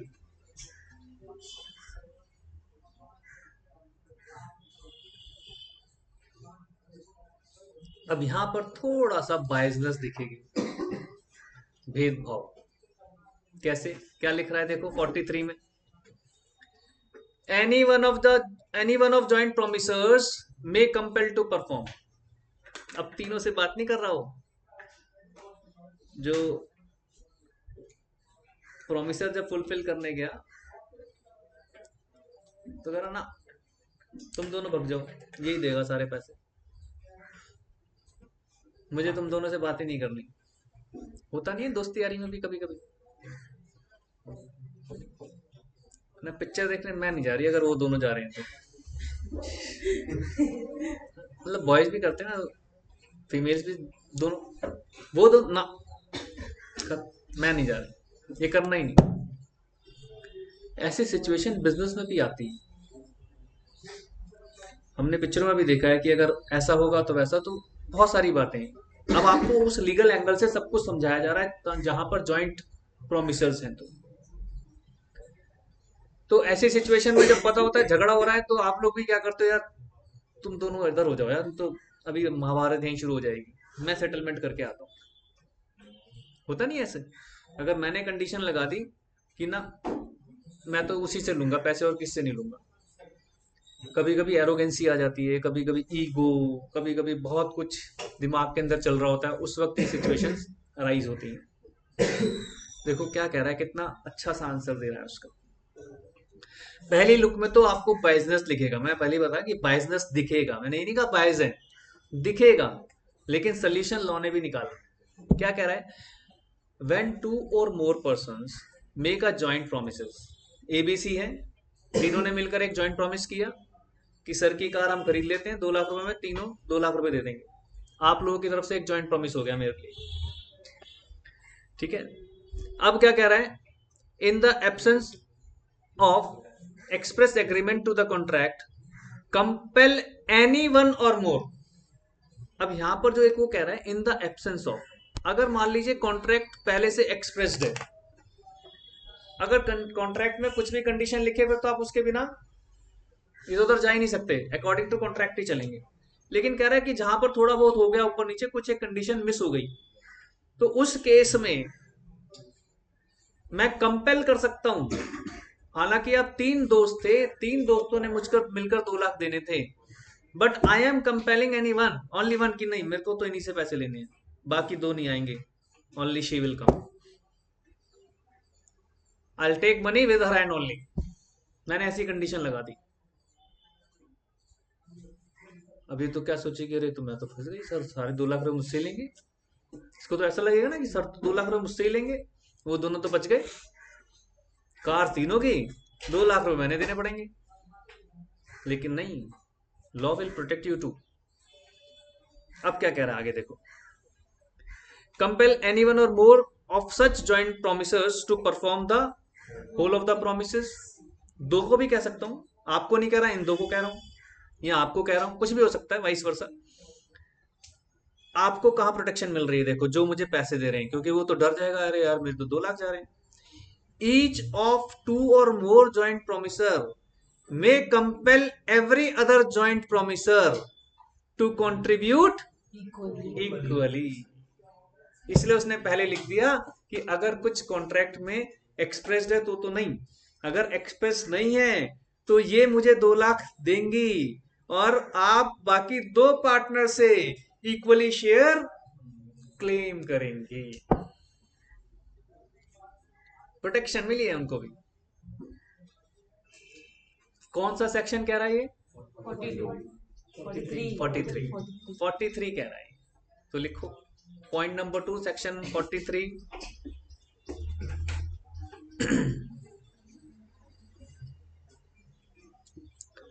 when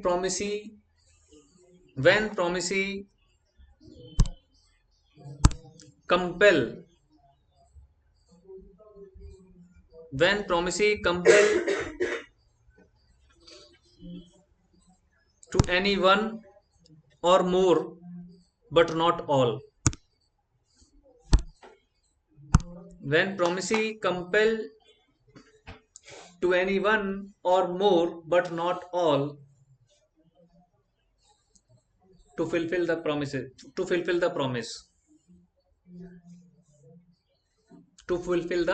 promise, तो उसके सामने एरो डालकर लिखो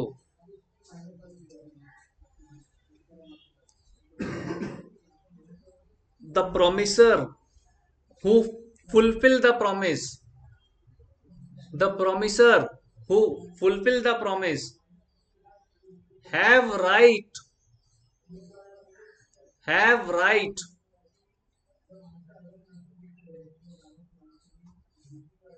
to compel other promisers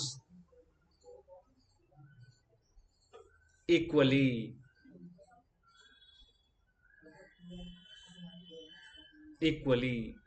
वो ब्रैकेट में वही सेंटेंस आ जाएगा, unless a contrary intention appears from the contract। Bracket में लिख दीजिए unless। ये सेंटेंस तो याद हो जाना चाहिए, परफॉर्मेंस की बात जब भी आएगी तो आपको ये सेंटेंस हर जगह चिपकाना है। unless क्या? unless contrary मतलब जो contrast में ना जा रही, unless contrary intention appears from the contract। this was section 43।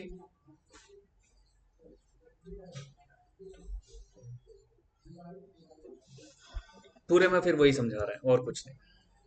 Example 14, 15, 16 बिल्कुल सेम है, वही चीज है।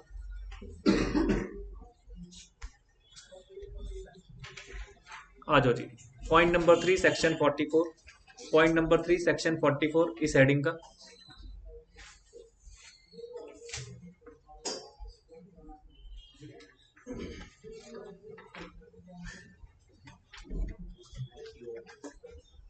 अब उल्टा हो रहा है, यहां तो मैंने कहा कि मैं सिर्फ इनसे पैसे लूंगा या इनसे लूंगा, तो ये किससे? बाकियों से इक्वल शेयर क्लेम करेंगे या ये इनसे इक्वल शेयर क्लेम करेंगे। अब इन तीनों ने आपस में सलाह कर ली कि भैया यू स्टे अवे, हम दोनों आपस में निपट लेंगे सर से। भैया खुश, मेरे तो पैसे बच गए। Is it so? नो, ऐसी सिचुएशन में भी भव्या नहीं बचेगी। यानी कोई भी प्रोमिसर बचना नहीं है। कहीं वो ये सोच ले कि अरे वाह, प्रोमिसी ने तो सिर्फ भव्या से पैसे मांगे तो हम तो बच गए। नो, बाद में देने पड़ेंगे।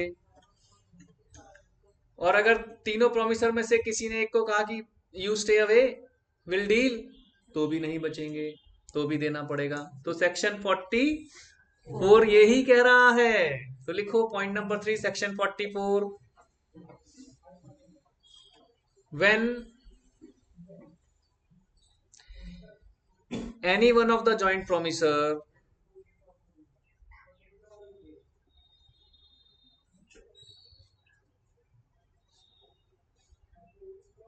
released by the other promisors, released by the other promisors,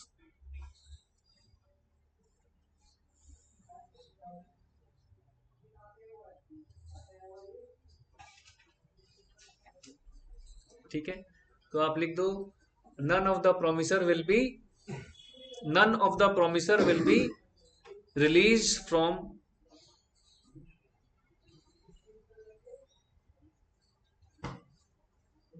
his share।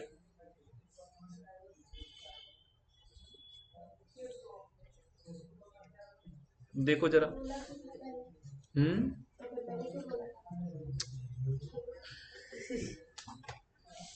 अब थोड़ा सा लेमैन स्टाइल में समझाता हूँ, है ना। मान लो मैं बहुत बड़ा गुंडा था, तो ये दोनों नहीं चाहते कि भव्या मेरे सामने आए,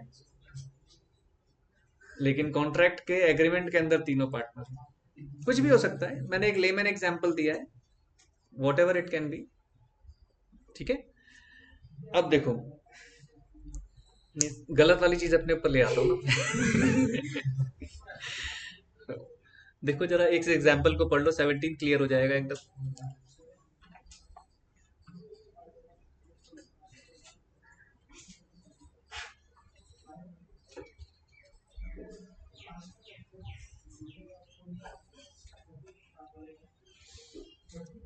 यही कह रहा है ना, मतलब देखने में तो ऐसा लग रहा है कि भव्या रिलीज हो गई, ठीक है। हाँ, और मजे की बात यह है कि प्रॉमिसी को कोई फर्क नहीं पड़ता। मुझे क्या फर्क पड़ता है, 9 लाख रुपए देने थे, आप दोनों दे दो। इन्होंने मुझे दे दिए 4.5, मेरा काम खत्म। मुझे क्या मतलब, किससे, मेरे को तो पैसे से मतलब है। बिजनेस के अंदर बिजनेस होता है। अब आप लोग दोनों 1.5 लाख रुपए बाद में इनसे लेते रहना, मेरे अपना तरफ से पेमेंट क्लियर, दैट्स ऑल। अब वो आपकी आपस की चलती रहेगी, ठीक है जी।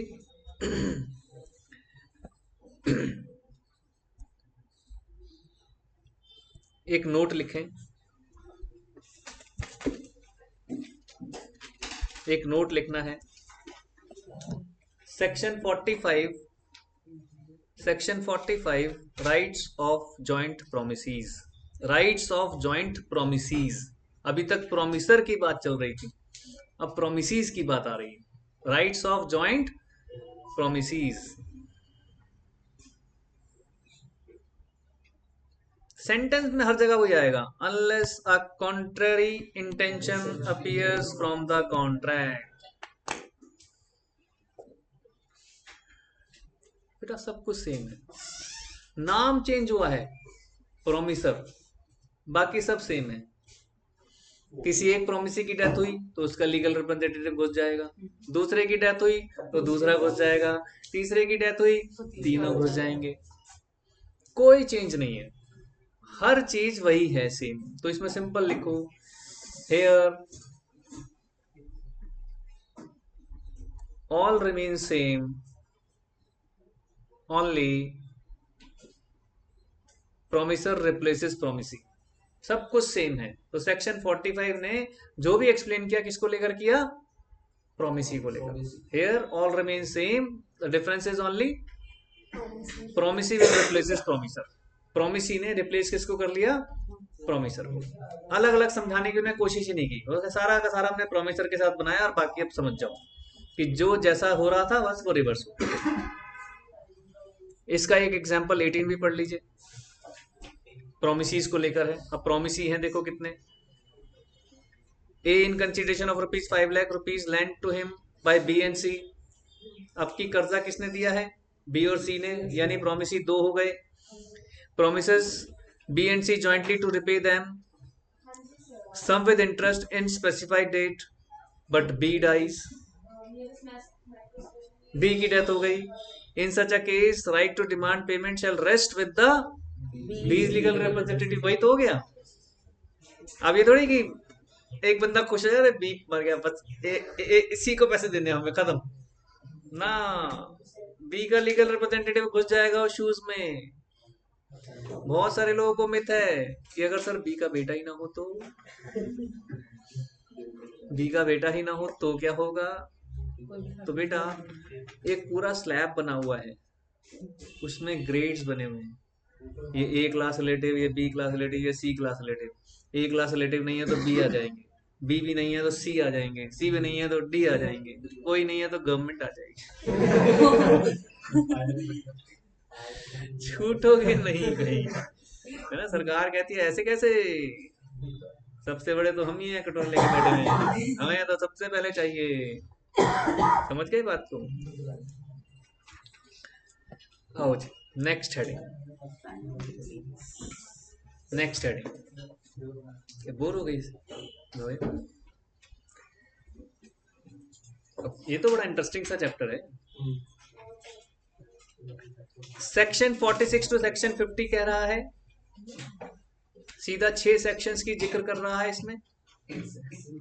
और किसके लिए बात आ रही है, टाइम एंड प्लेस। पीछे भी पढ़ा था हमने, लेकिन अब उसको थोड़ा सा और इलैबोरेट करके बता रहा है। Time and place for performance of the promise, section 46 से लेकर 50 तक।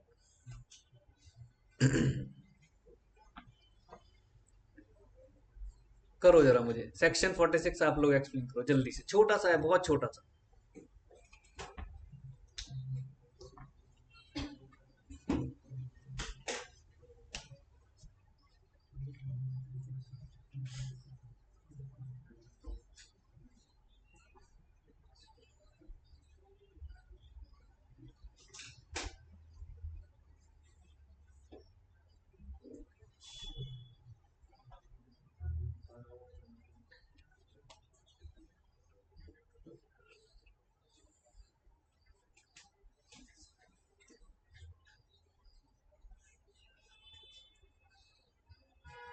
अगर प्रॉमिसर कॉन्ट्रैक्ट में है, तो प्रॉमिसर अपनी जो भी ड्यूटीज है वो मतलब एक रीजनेबल टाइम में, जैसे मान लो हमने फ्रिज ऑर्डर किया तो रात को 12 बजे, मतलब 12 बजे ना आए, कि मतलब एक रीजनेबल टाइम में है, पर उसमें ये नहीं लिखा कि कितनी बजे डिलीवरी होगी, लेकिन एक घर के टाइम पे आए।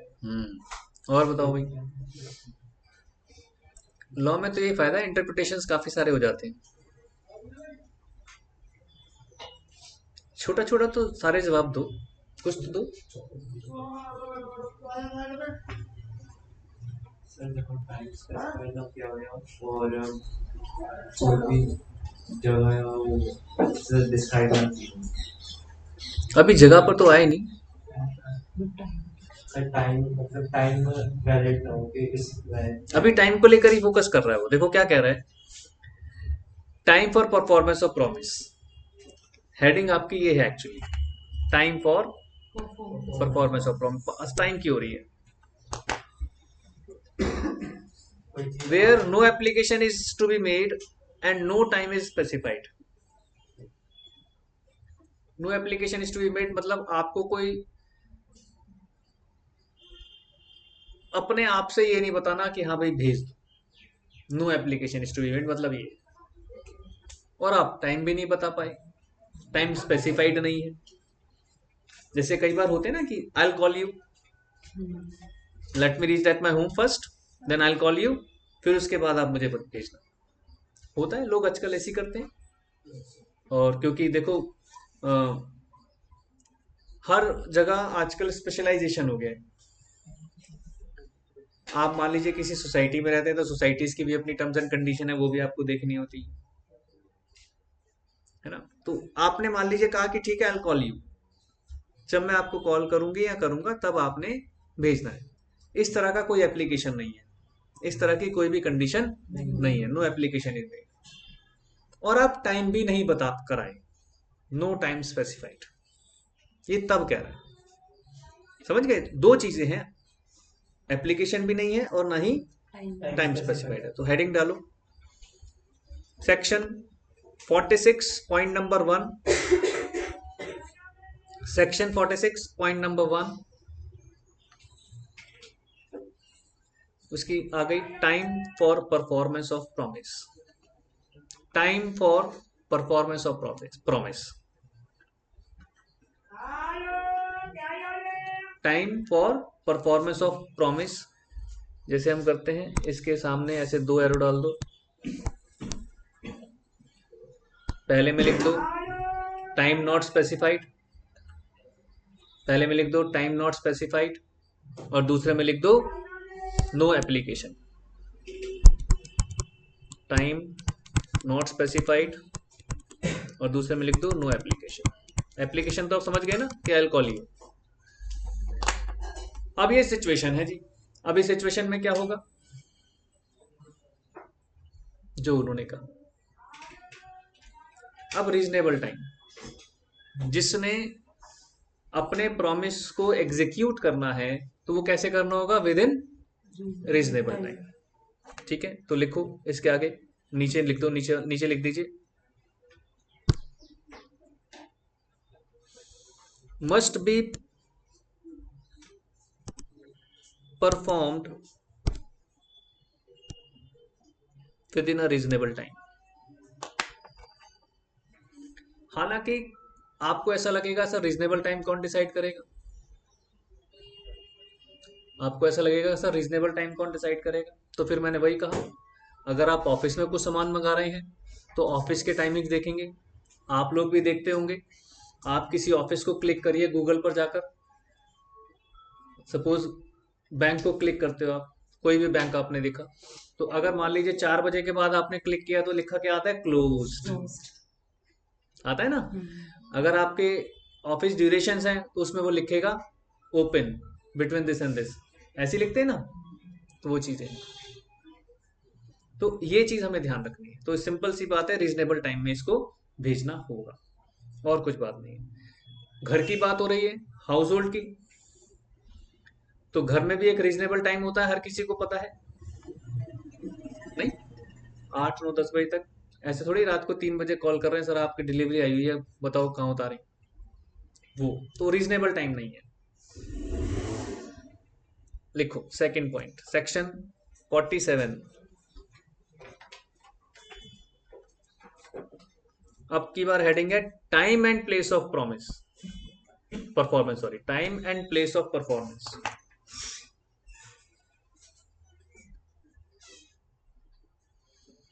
फिर से इसमें 2 एरो डाल दो। वो क्या कह रहा है भाई साहब, time specified but no application. अब टाइम तो स्पेसिफाई हो गया, एप्लीकेशन नहीं है। आपने कुछ ऐसा नहीं बोला कि आई विल कॉल यू, ऐसा कुछ नहीं बोला। अब जब टाइम स्पेसिफाइड हो गया तो सिंपल है आंसर। नो एप्लीकेशन है तो उसमें तो कुछ है ही नहीं, कॉल वॉल की तो वेट करने की जरूरत ही नहीं। स्पेसिफाई जो आपका स्पेसिफाइड टाइम है लेके पहुंच जाओ। अब आप पहुंचो ना पहुंचो वो आपकी हेडेक है। आप बोल कर आए हो कि 2 से 4 के बीच में पहुंचा दो, तो 2 से 4 के बीच में कभी भी आ सकता है। आप 2 बजे उसे कॉल करके ही नहीं कह सकते कि कब आ रहा है भाई, तो कहेगा मैं तो 3:45 बजे आऊंगा। आपने तो 2 से 4 का टाइम दिया, तो इसमें कुछ नहीं लिखना, सिंपल लिख दो promiser may perform at any time during the usual hours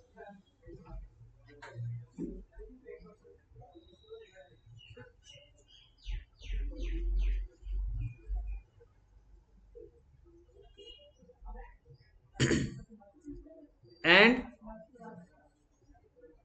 the place at which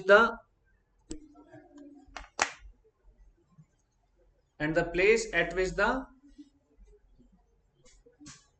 promise to be performed, है ना। उसने यही कहा था ना, टाइम एंड प्लेस स्पेसिफाइड है, बस एप्लीकेशन नहीं है। तो फिर तो आप रीजनेबल टाइम में या जो भी है आप चले जाओ।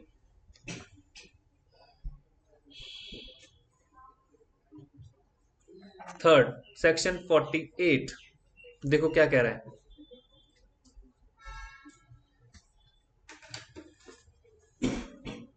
सब कुछ आ गया, एप्लीकेशन भी आ गया, will call you, proper time भी आ गया और प्रॉपर प्लेस भी आ गया,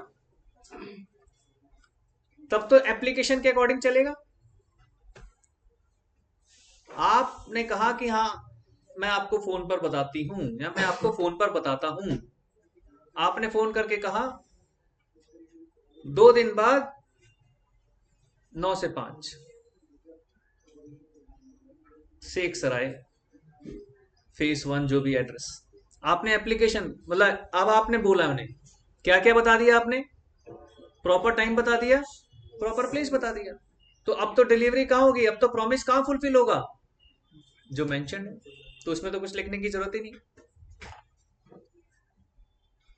तो सेक्शन 48 में और कुछ लिखने की जरूरत ही नहीं, सिंपल आपका आंसर ही यही है, application for performance on certain day to be at proper time and proper place.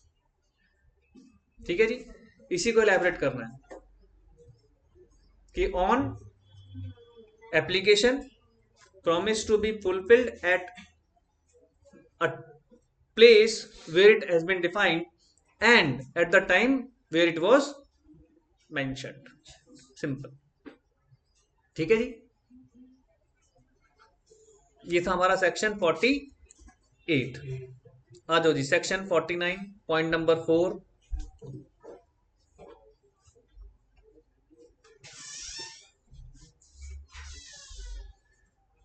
यहां पर सिर्फ क्या मेंशन है, देखो place for performance of promise mention है,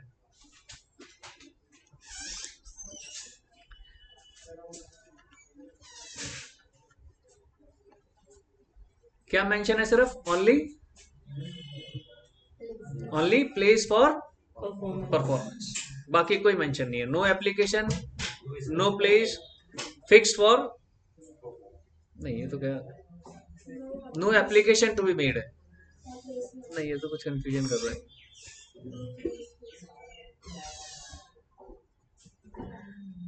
उधर कह रहा है प्लेस ऑफ परफॉर्मेंस, नहीं ये सीधा ये नो, ये मिसप्रिंटिंग है, नो प्लेस ऑफ परफॉर्मेंस है ये, इसे लिखो नो प्लेस ऑफ परफॉर्मेंस।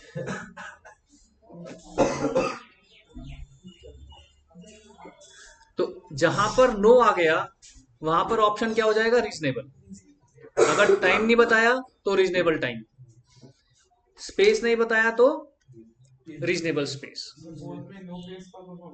हाँ नो प्लेस फॉर परफॉर्मेंस, तो रीजनेबल प्लेस पर जाएंगे आप। अब रीजनेबल प्लेस कैसे देखोगे बताओ, हाउ डू जज रीजनेबल प्लेस बेटा,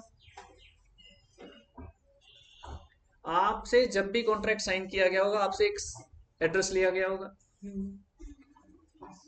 मान लो आपने एड्रेस में दे दिया अपना आधार कार्ड, तो मेरे पास रीजनेबल प्लेस क्या है, तो मैं उस एड्रेस पर ही आपके पहुंच जाऊंगा, मुझे फिर क्या मतलब, मैं क्यों सोचूं, गॉट माई पॉइंट। जल्दी से इसको लिख लो, खत्म करें फिर। Section 50 point number 5,